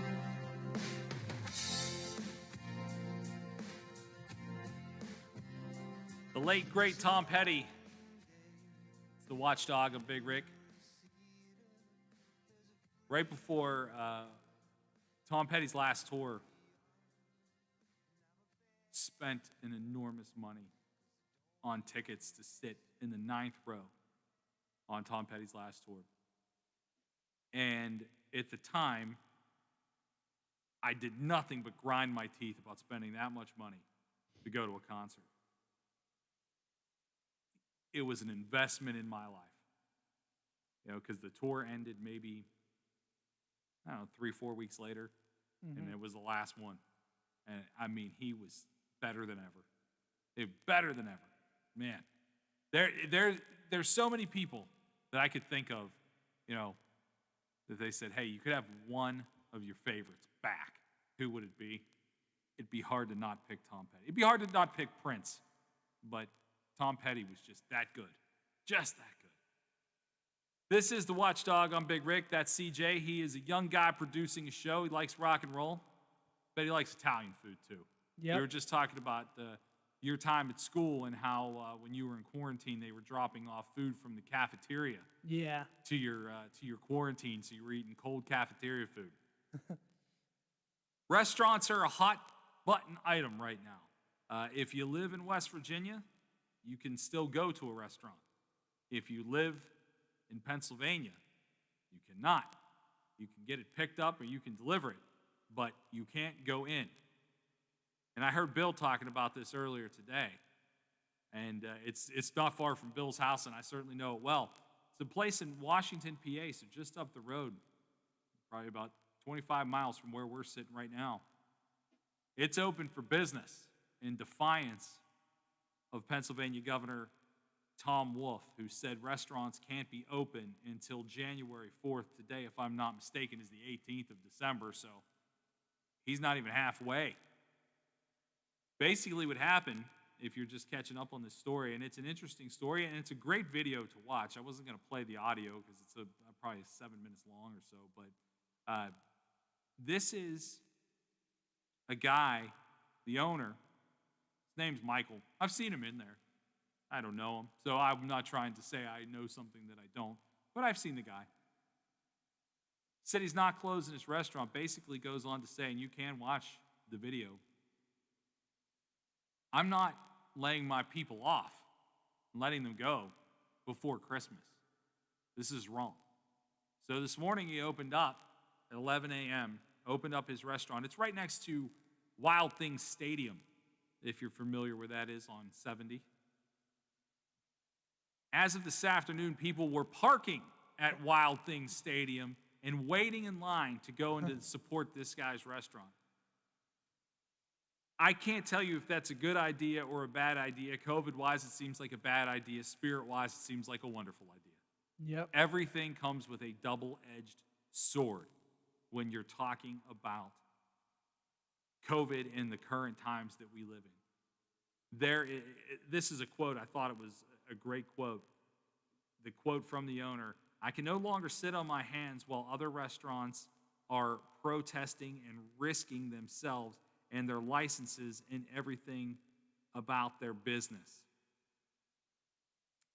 And this guy has a little bit of juice. He understands this. He is a former officer with the Pennsylvania Restaurant Lodging Association. I mean, he has been outspoken about the Tom Wolfe mandated shutdowns, and a lot of people are. And again, I'm with him. I don't want to see anybody laid off. I certainly didn't want to lose my job when I did. But it's a byproduct of what's happening. And that, what's happening with COVID and this pandemic, it can't be changed. You know, if you're still one of those people that denies that it's real, it's not. It's real. It's 100% real. CJ's been in quarantine. I've been in quarantine. My mother has COVID. And that's how I ended up in quarantine. I had a choice, see my mother in the hospital and take that chance, or maybe never see my mother again. Well, you're damn right I was going to take that chance. And then I had a quarantine for 8 days until I got a negative test. This comes with consequences of your actions. You know, we talked about it too as far as people going to the Naylor games tonight. By the way, if you want to go to the Naylor game tonight or tomorrow, I still have a couple of pair of tickets left. You can give us a call, 304-214-1600. But you also have to live your lives. The Nailers have done everything they can do to let people in. They're keeping you safe. And you want to live your life. If you love watching hockey like I do, you're going to go to the game and you are going to do everything you can correctly. That doesn't assure anything. I mean, people are contracting this different ways. But as far as this restaurant owner goes, let me phrase it this way. I think he's doing this for all the right reasons. Yeah. I think he also knew, especially with the idea that he understands from being an officer of the Pennsylvania Restaurant and Lodging Association, he probably understood what was going to happen with this too. Today's probably the biggest day in Angelo's restaurant history. There might be a fine too at some point, if I had to guess. No doubt. No doubt. And it's going to be interesting to see how it shakes out. I mean, what can happen? A fine. I mean, could the state police come and shut the place down? I don't know. As of right now, that hasn't happened. I just updated the story. Yeah. As of right now, that hasn't happened. It's going to be interesting to see how this shakes out. And honestly, it'll be interesting to see if he's open tomorrow. I mean, can this go on? I don't know. But is this something that he saw as an opportunity to be that guy?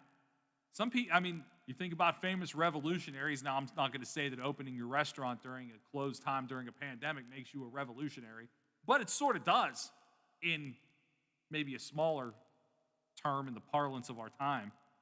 Yeah, Yep. Maybe it does. And I think you probably saw that.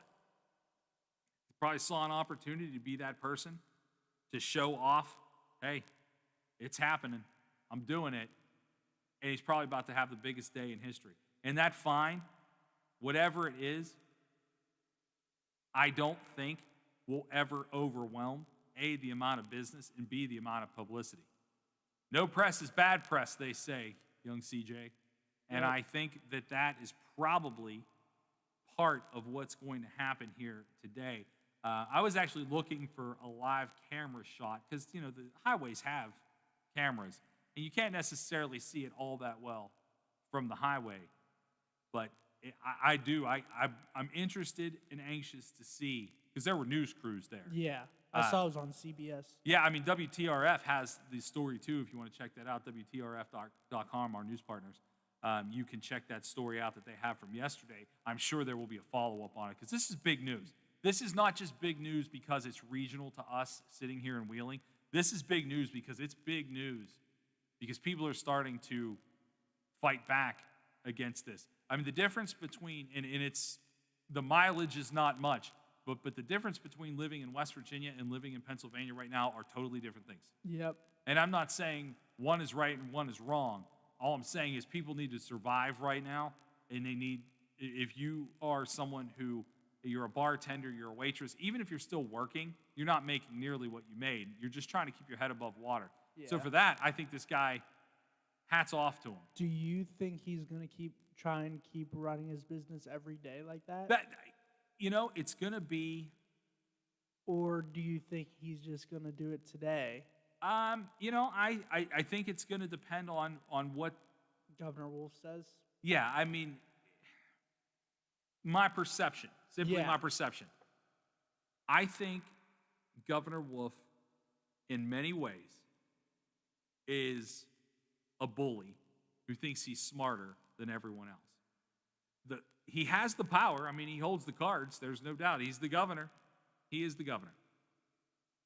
I think that he owns a very successful high-end cabinet company. That's what he does. That's how he made his money. Mm-hmm. He owns a cabinet company. They seem like quality cabinets. I'm not a cabinet expert, but it seems like good quality stuff that made him plenty rich.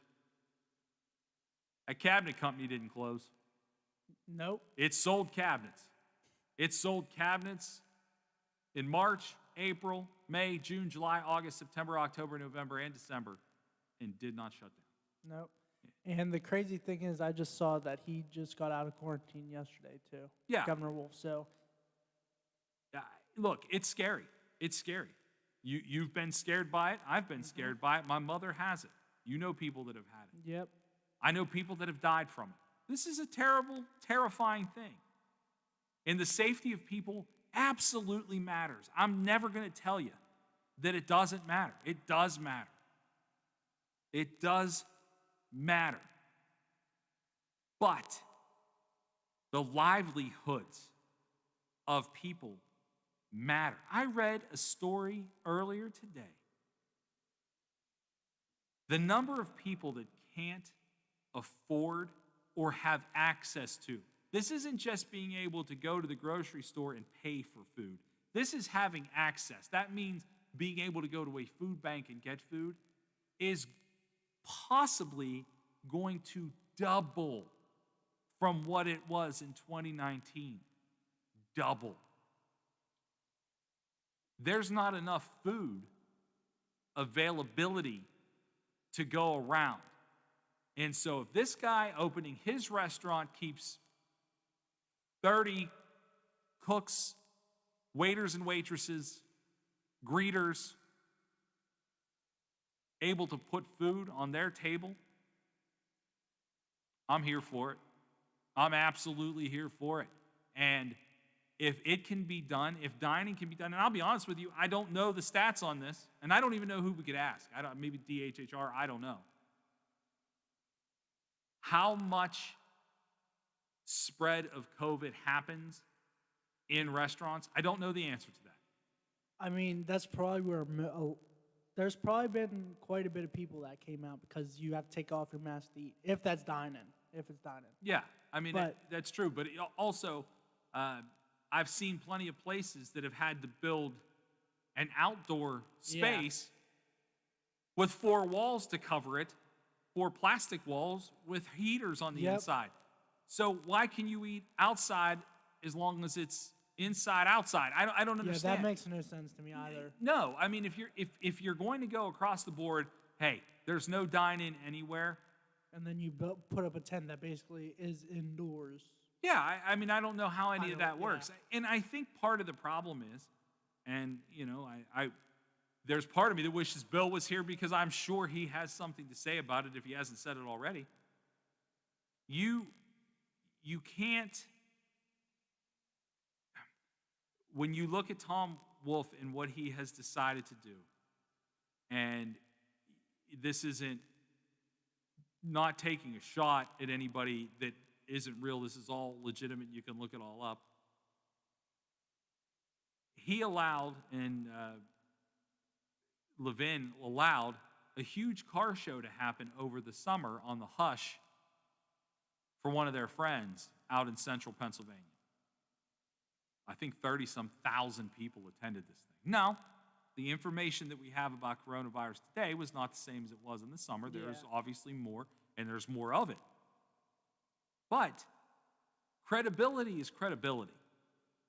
And to me, you lost credibility when you let this car show happen because it was in your neck of the woods, it was in your neighborhood, and you allowed it to happen, and then you're going to come into Western Pennsylvania and you're going to tell someone they basically either have to foot the bill for all of their employees or they have to let them go and put them on. And honestly, unemployment is not an easy thing to deal with right now. We'll look at the stimulus status here in a second. But he said no, I've had enough. And you know what? Do it as safely as possible. I don't want to see anybody get sick, but the reality is people are going to continue to get sick, whether they get it at Angelo's restaurant in Washington, PA, or anywhere else. And you can tell them to stay home. If you tell me to stay home, I'm less likely to want to stay home. Personally, I think staying home is a good thing because it decreases your chance to get it. Yeah. But at the sacrifice of people being able to make a living, nah. I can see both sides of the story. Absolutely. With the restaurant. Completely. I'm by no means. I am by no means taking a left approach or a right approach to this. I'm saying Wolf telling people to not go out makes a lot of sense because it reduces the chance of getting coronavirus. This guy saying, I'm going to open my restaurant because I got people that need to eat too. Yeah. Not that they need to eat in my restaurant, but my employees need to make food and money for food and to take care of their families at Christmas time. He's right too. There isn't a wrong here. It's just what are you willing to risk and how much more are you willing to take? And obviously he's at the point where he's not taking anymore. Yeah, the restaurant I think is doing some good there by having their employees work and not laying off his employees, because if he lays off his employees and they struggle to find a new job, it'll lead to getting unemployment, which isn't the greatest right now. They will probably lose their homes or something along the lines of that, because I seen earlier today in West Virginia the eviction rate's going to go up because no one can afford to pay rent or anything in West Virginia. And also these employees have to get food from somewhere. Sure. So like if they get laid off, they won't have money to buy food, and not being able to buy food, they'll have to go to food banks, which leads me to the next topic. In California, they have a food bank that has people lining up at the doors at 2 a.m. to get food when it doesn't even open up until like 7 a.m., 8 a.m., and them serving until they run out of food. And then there's these people that don't get any food. And I think what Angela's restaurant is doing is helping the employees a lot. I can also see Governor Wolf's side of the spectrum of telling people to stay home because it's out of the safety of everyone to stay away from COVID as much as possible. Yeah, I mean, that's the problem. We're at a double-edged sword here. If you close the businesses, people aren't making money. If you stay home, you're less likely to get COVID.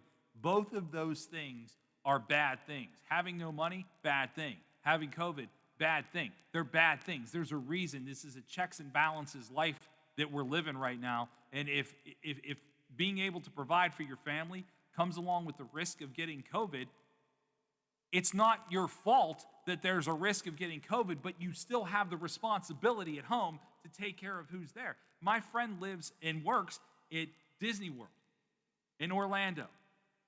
There is one of their parking lots, because it's not busy right now and can only have so many people at it.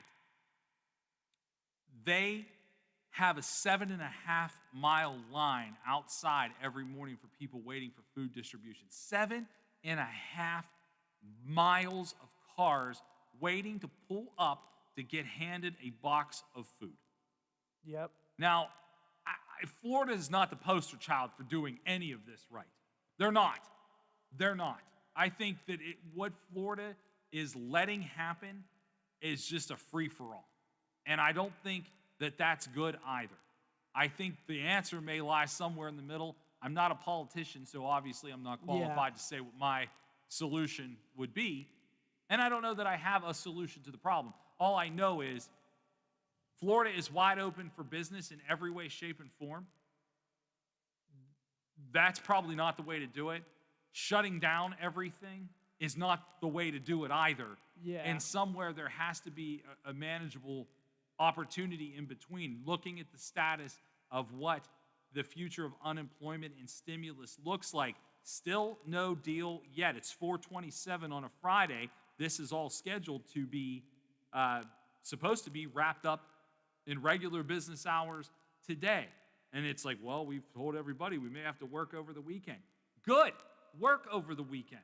That's what you're paid to do.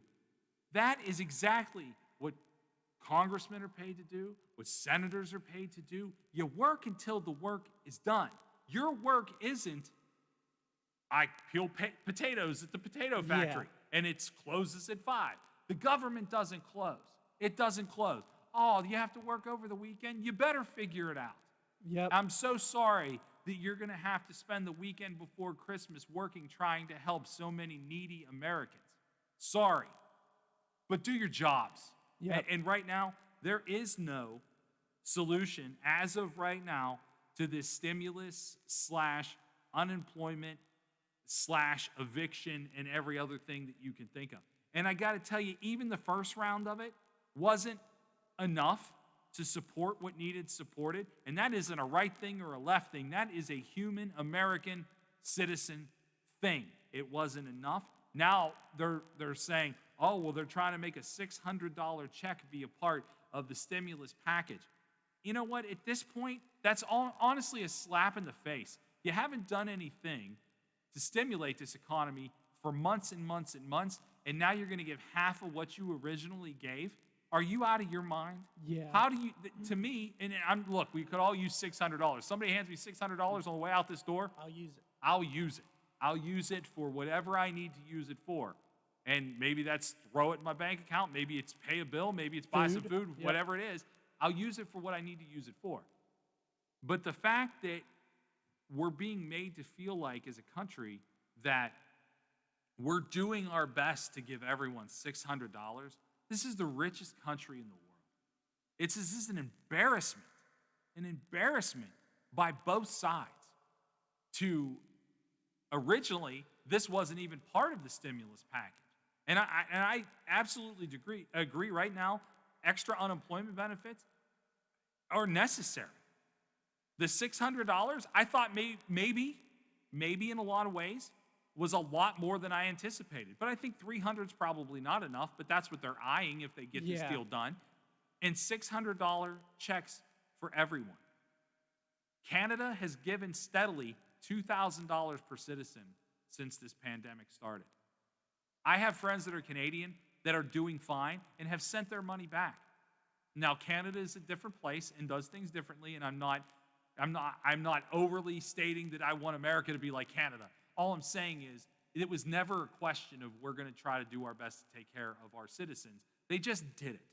They just did it. There weren't fights over it. There wasn't name calling. There weren't 18 different proposals for people to get, immunity if their company was part of somebody that got sick and perhaps died. All of that was secondary to the fact that we need to get direct payments into the hands of Canadian citizens, so this is what we're doing, and we're going to consistently do it every month throughout this pandemic. America's like, hey, maybe we'll give you a $600 check, and that should make you go away. Everybody's happy to have $600. No one can make up what was lost in their lives with $600. It's not possible. I can't. I know I can't. The thing about this whole COVID thing, there has to be a right answer somewhere, but no one has a right answer. I think there's right now. probably a. Have you ever seen a model, and I don't mean like a train model or a lingerie model. I mean like a model that shows 4 different things, and in the middle there's a circle that shows a pooling of all 4 of those things. Yeah. Somewhere in there, there is a circle with better answers than the answers we have now. And we're not finding it.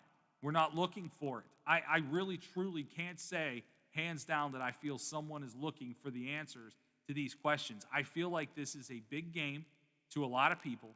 I feel like they think that a handout, which it's not a handout, this is our money. America, this is your money. That $600 you get back, trust me, you've spent that over and over and over again paying into this. Think of this almost as like paying your taxes as an insurance policy. If you need that, if you need help, your tax money will be there to help you. This has proved that that is not the case. It's not the case. And it's not the case. And the fact that it's like, we're prepared to work into the weekend. Well, you know what? So are the restaurant employees at Angelo's in Washington, PA. They're prepared to work into the weekend, but it's illegal for them to do so. Yeah, and the thing is, like with the vaccine and stuff, it might work, it might not work. Yeah. We're not there yet. There's not enough to know. And I am putting my faith, I'll say it out loud, I have no problem saying this. I am putting my faith in the fact that these vaccines will work. I'm gonna get the vaccine. Absolutely. And I don't want anyone calling in and saying, well, you shouldn't get the vaccine because it's bad for me. It's my body, and I'm gonna do what I feel could possibly help my body. And I'm not looking to argue with anyone or anything. I just want to try it and see if it works, because if it doesn't work, it doesn't work for me. But it's my body, and I'm choosing to get the vaccine because I feel like it might help. But if it doesn't help, it doesn't help. I can't get it fast enough. I wish my doctor would call me Monday and say, come on in and get it. I mean, that's not going to happen. It's not time for people in my age group and health range to get it. But I wish it could happen quickly and get everything back to normal. I think it absolutely will work. I have talked to friends of mine that are much smarter. I actually have a friend who is a legitimate scientist and runs a lab at Penn State. I mean, has a lab with her name on it. She's pretty darn smart. And I straight up asked her, I was like, what do you think about this? Is this safe? And she said, things like this have been constantly in motion for a long time. The basis of what this vaccine is based on a many number of things that was already sort of part of a development for other things. You know, they started with a base. It wasn't, they had to figure out all the things that they needed to pick apart about the novel coronavirus. The reason it's called novel is because it is the first one. They didn't know anything particularly about it.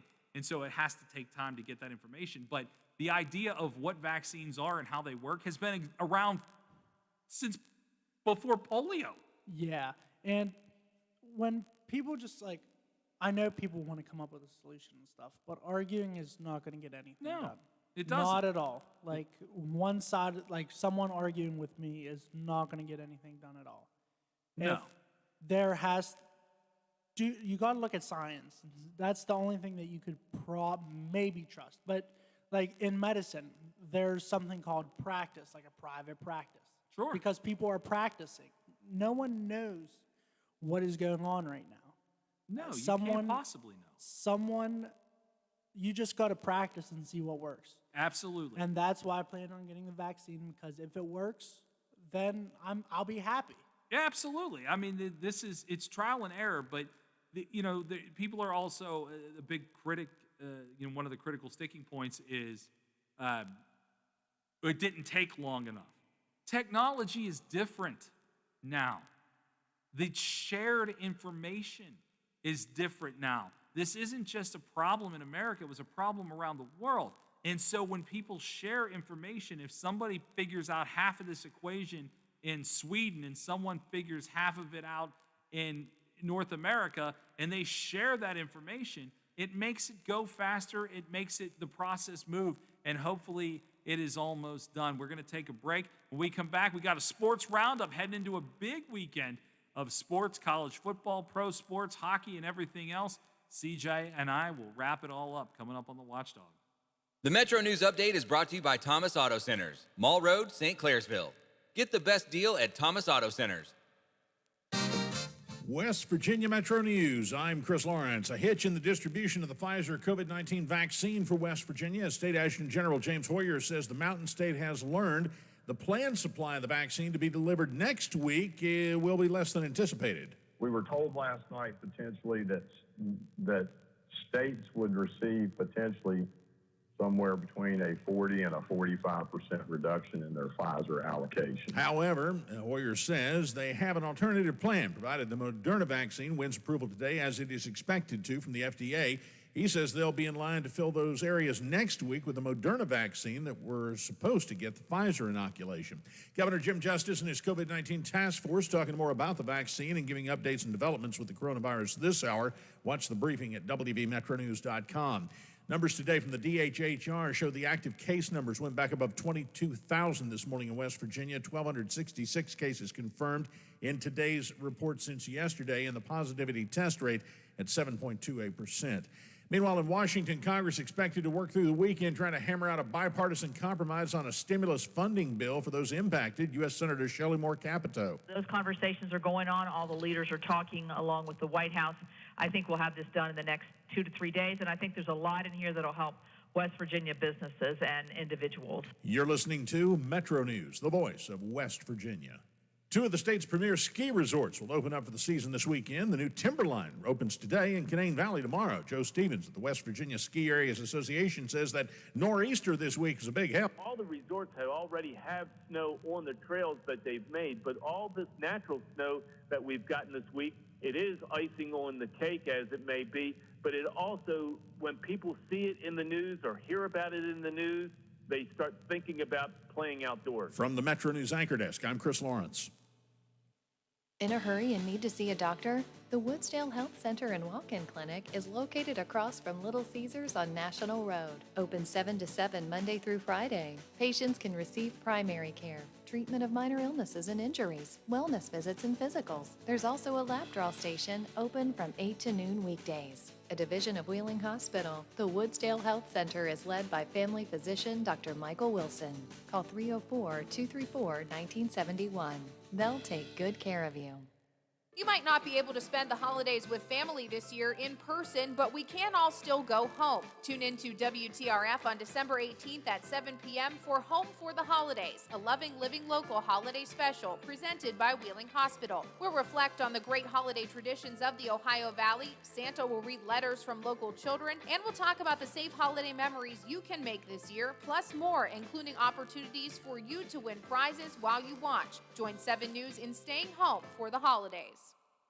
Now, during the Jim Robinson Ford Lincoln Toyota Pre-Owned Super Sale, select from over 80 vehicles in stock starting under $5,000. Most are local trades, many with one owner. Hurry to Jim Robinson at the Highlands, home of lifetime powertrain protection.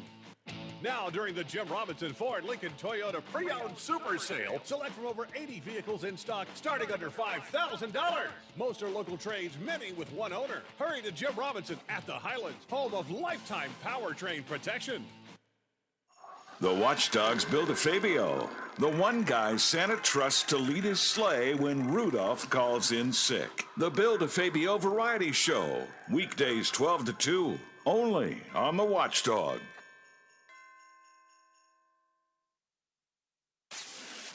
From the Watchdog, this is the Afternoon Drive with live and local issues, guests, and conversations.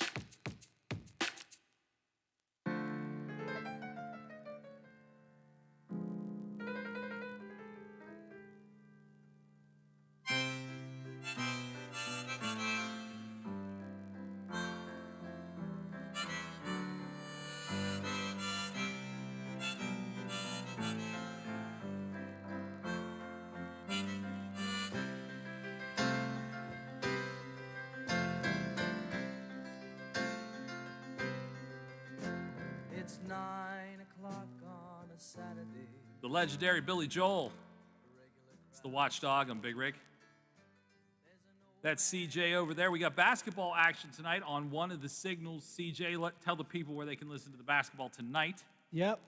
You guys can listen to it on AM 1370 WVLY or FM 98.1.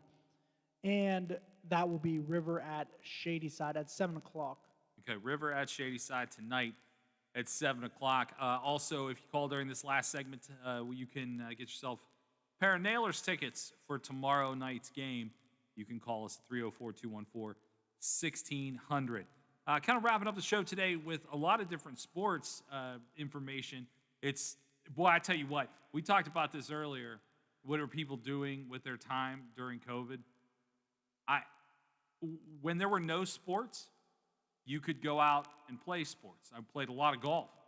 But now that it's gotten into fall and we're approaching winter, we've had 2 storms already.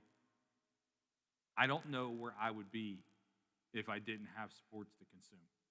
I'm so thankful.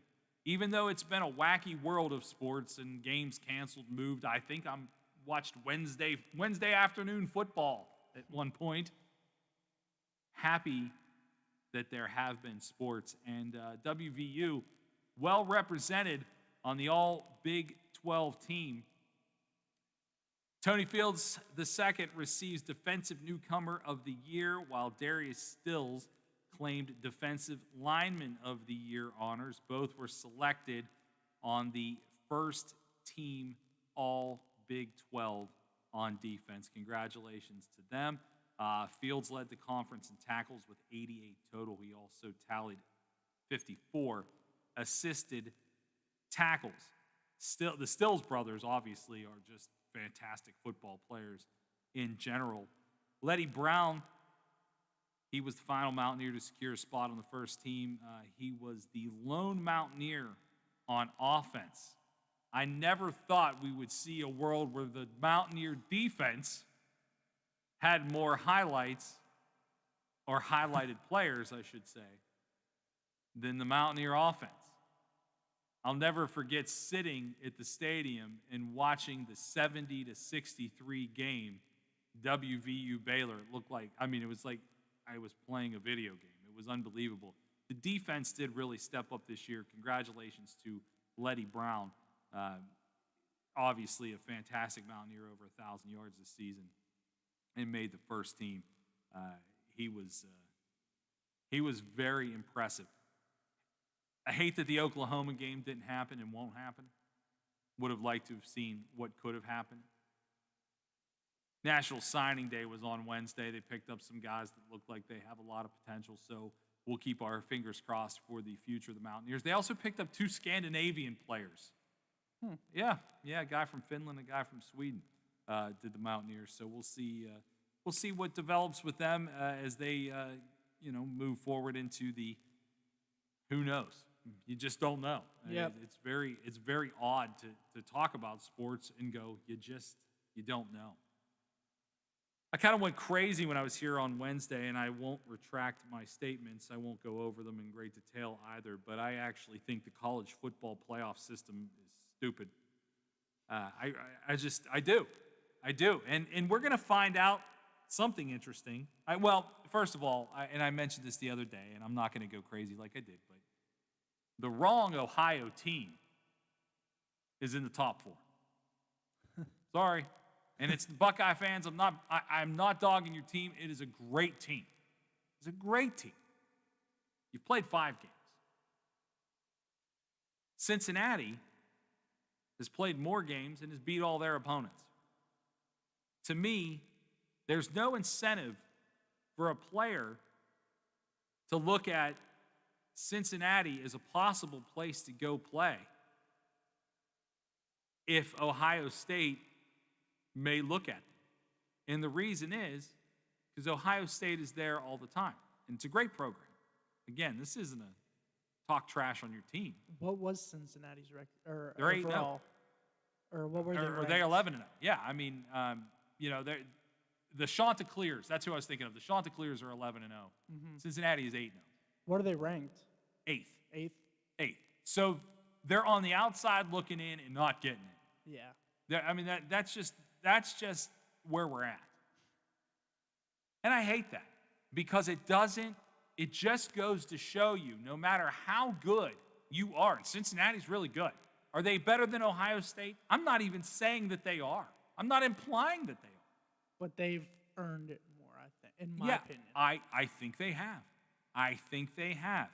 I mean, a rule had to be waived to get Ohio State into this game this weekend, which they're going to win against Northwestern. I mean, it's not, I don't think there's any way that they don't. Northwestern's not a bad team, ranked 14, but I just don't see I don't see Ohio State losing to them.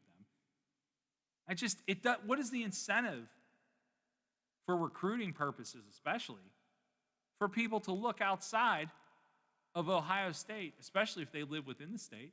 If Cincinnati can do everything they can do to win every game that they have, this year is the year that anything is possible and everything is out of control. Why not this year for Cincinnati? They've done the work. They put the work in. They're undefeated. They've played 8 games. They won them all. I just think this is silly. Here's what else I think is silly about this. Clemson and Notre Dame will go head-to-head for the second time this season. Clemson lost the first one in overtime to Notre Dame, minus Trevor Lawrence. Trevor Lawrence is by far, in my estimation, the best quarterback in college football. I mean, there's no way about that. If Notre Dame is to lose that game, and I think they will, I'm not sold on Notre Dame. Yeah, I think they will too. If Clemson wins that game, Notre Dame loses, I still think Notre Dame with one loss is still going to be in that top 4. I do, and I don't think that's right either. Who's number 5? Yes, I do. Number 5 is Texas A&M, and I think 6 is Iowa State. Just going off the top of my head, but Iowa State has a loss too, and they actually had a bad loss first game of the season, but have certainly rebounded and look very good. But yeah, I don't see it. Iowa State plays Oklahoma, by the way, tomorrow at noon. Obviously interesting to Mountaineer fans. Texas A&M plays Tennessee. Yeah, Texas A&M will beat Tennessee by 1,000, and that's Tennessee should probably just not show up to the stadium. So do you think Texas A&M has a chance of making it into the... I honestly don't believe that committee. Now, Texas A&M, here's why I think that Texas A&M may have a chance and Oklahoma or Iowa State has no chance. Cincinnati has no chance. Florida, I think Florida has a better chance at ranked 7th than Iowa State does. And I say this because this is about television revenue. This year, all of it has to be about television revenue because you can't sell 100,000 tickets to a football game in COVID-era football 2020. Notre Dame, Clemson, Ohio State, and Alabama sell tickets, and they sell on TV. They sell on TV. And I think Cincinnati has a good chance of winning, but they are playing a top 25 team, 23rd, Tulsa. And I think Cincinnati has beat 2 other top 25 teams. And you can look at that and say, well, who were they? The team that's ranked 20th in the country isn't as good as the team that's ranked 3rd, 4th, 5th, 6th. That's true. That's all true. But what does Cincinnati have to do to get there? Or is this the year where blatantly saying, who cares how well you play? You're Cincinnati. You're not Ohio State, you're not Clemson, you're not Notre Dame. So no matter how well you play, Luke Fickell, you're probably one of the best coaches and most sought-after coaches for big vacancies in the country. It doesn't matter what you do here this season. You are never going to get to these top 4 places, because if you ain't doing it this season, it isn't going to happen in any other season either. Luke Fickell, who says he wants to stay at Cincinnati, and I think he does. I do. I think he likes it there. I think he could be the mayor of Cincinnati tomorrow. They love him. And at some point, someone's going to pay him so much money to go to some big school that he's not going to be able to turn it down. Some life-changing money, although he's getting paid very well by Cincinnati. Don't get me wrong. But at some point, jobs like Michigan that are high profile will pay you more than you could ever imagine. And I think he'll eventually go there. But the job he's done in Cincinnati, he's done to the highest ability that anybody could do. And he still can't get the one thing that he would want the most, a chance at the college football championship. Yep. And he will not get it. And he won't get it this year. I'm looking at Cincinnati Bearcats, and it says Fickell excited about 21 recruiting class that includes his son. So now that I think about it, Fickell might be there for a while, especially if his son goes there. And I'm sure that, look, those ties bind. Look at Holgerson. Yep. He packed up, went to Houston, and his kid went too. So either they'll both be there, or they'll both be somewhere else. somewhere else. Yeah, I mean, so you can in fact pack up your kids and your family and your house and move to Michigan. Because if you're calling the shots and you want your kid to be on your team, and your kid wants to be on your team, you could probably make that happen. Dana just did it 2 years ago. I think that it stinks that he's not going to get there. I think Texas A&M, I don't think anybody is going to have a shot to get in that isn't already in.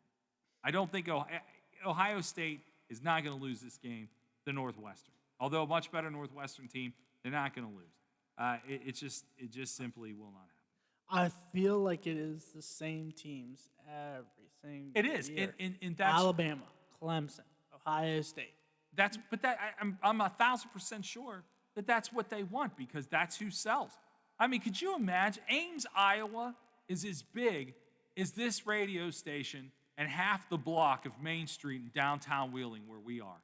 That's how big Ames, Iowa is. I don't know how many their population is, but it seriously is not any bigger than probably Morgantown. But if there is a better team than like Ohio State, they deserve to be in the playoffs, because you think TV ratings would even be higher because it's someone different. That's the thing. The fan base of Iowa State lives in Ames, Iowa. I mean, when you went to high school or college that you're going to now, when I was in school, you would see people that always had Michigan sweatshirts or Texas sweatshirts or UCLA or something like that, because you could adapt to a team because you could watch them on TV. No one in the history of anywhere ever have I seen someone just randomly walking around with an Iowa State anything on.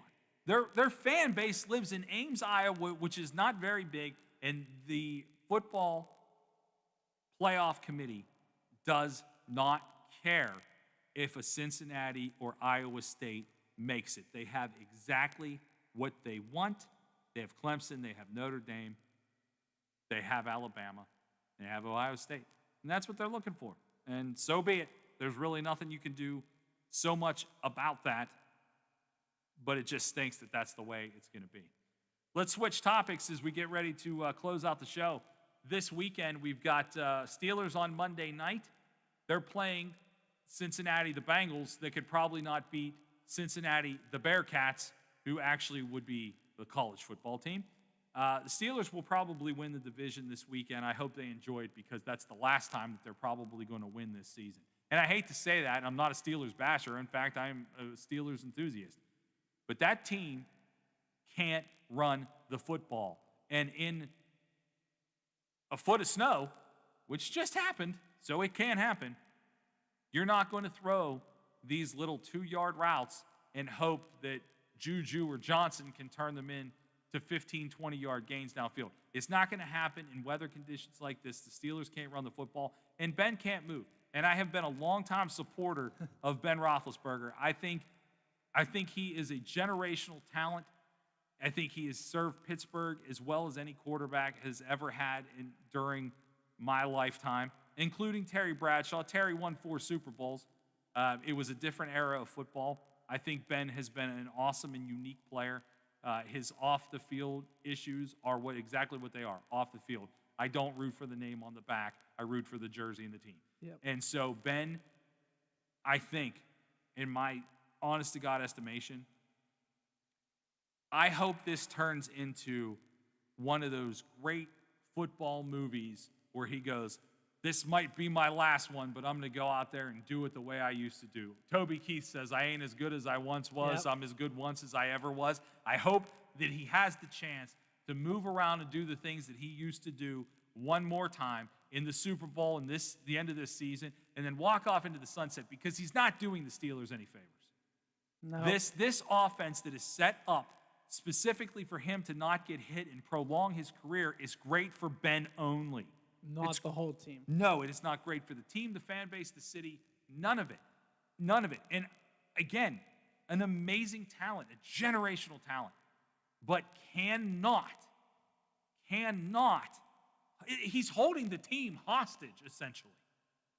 I'm going to play here. I make $41 million a year, and you're going to pay me that as long as I can still put this jersey on over my head and get out on that field. Yep. And the Steelers are in a position where they don't have anybody that could go out there and play in front of him. He's in no threat to lose his job. The only way Ben Roethlisberger isn't the quarterback of the Pittsburgh Steelers Is if he gets hurt. Is if he gets hurt, or he says, you know what, I'm doing you a disservice because I can't do it the way I used to, and this way isn't going to win you a Super Bowl. And that's exactly where they are. As far as the Browns go, they take on the Giants this weekend. You can hear that game right here on the Watchdog. What the Browns did this past weekend was, to me, SOB, same old Browns. They can't finish. Now, Baltimore is a good team, and I think Baltimore is a team that's better than their record, because quite frankly, they almost beat the Steelers twice in that Wednesday afternoon affair that was, they had no players and still almost beat the Steelers.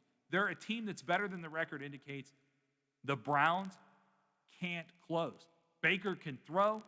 Landry can catch. They've got a defense that's good, although they gave up 47 points on Monday Night Football in one of the best football games I've watched all season. They can't close. They can't finish a game. And until you can finish a game against a good team like Baltimore in the prime time, you are SOB. Same old Browns. And until that happens, they're not going to win anything. Another matchup against the Steelers, I do think they're going to win that game. I think the Browns have to win. To the Browns, who are going to make the playoffs, beating the Steelers is their Super Bowl. It really is, because I don't see the Browns going to the Super Bowl, but winning that game against the Steelers, and it may not matter to the Steelers at that point, record-wise, who plays in that game. The division is probably locked up this weekend, because I'm the 4th-string quarterback for the Browns or for the Bengals this weekend. That's how bad of a situation it's what's left of the Bengals. Yep. If they don't win that, if it's even close, if that game is even close this weekend, that's just a tragedy.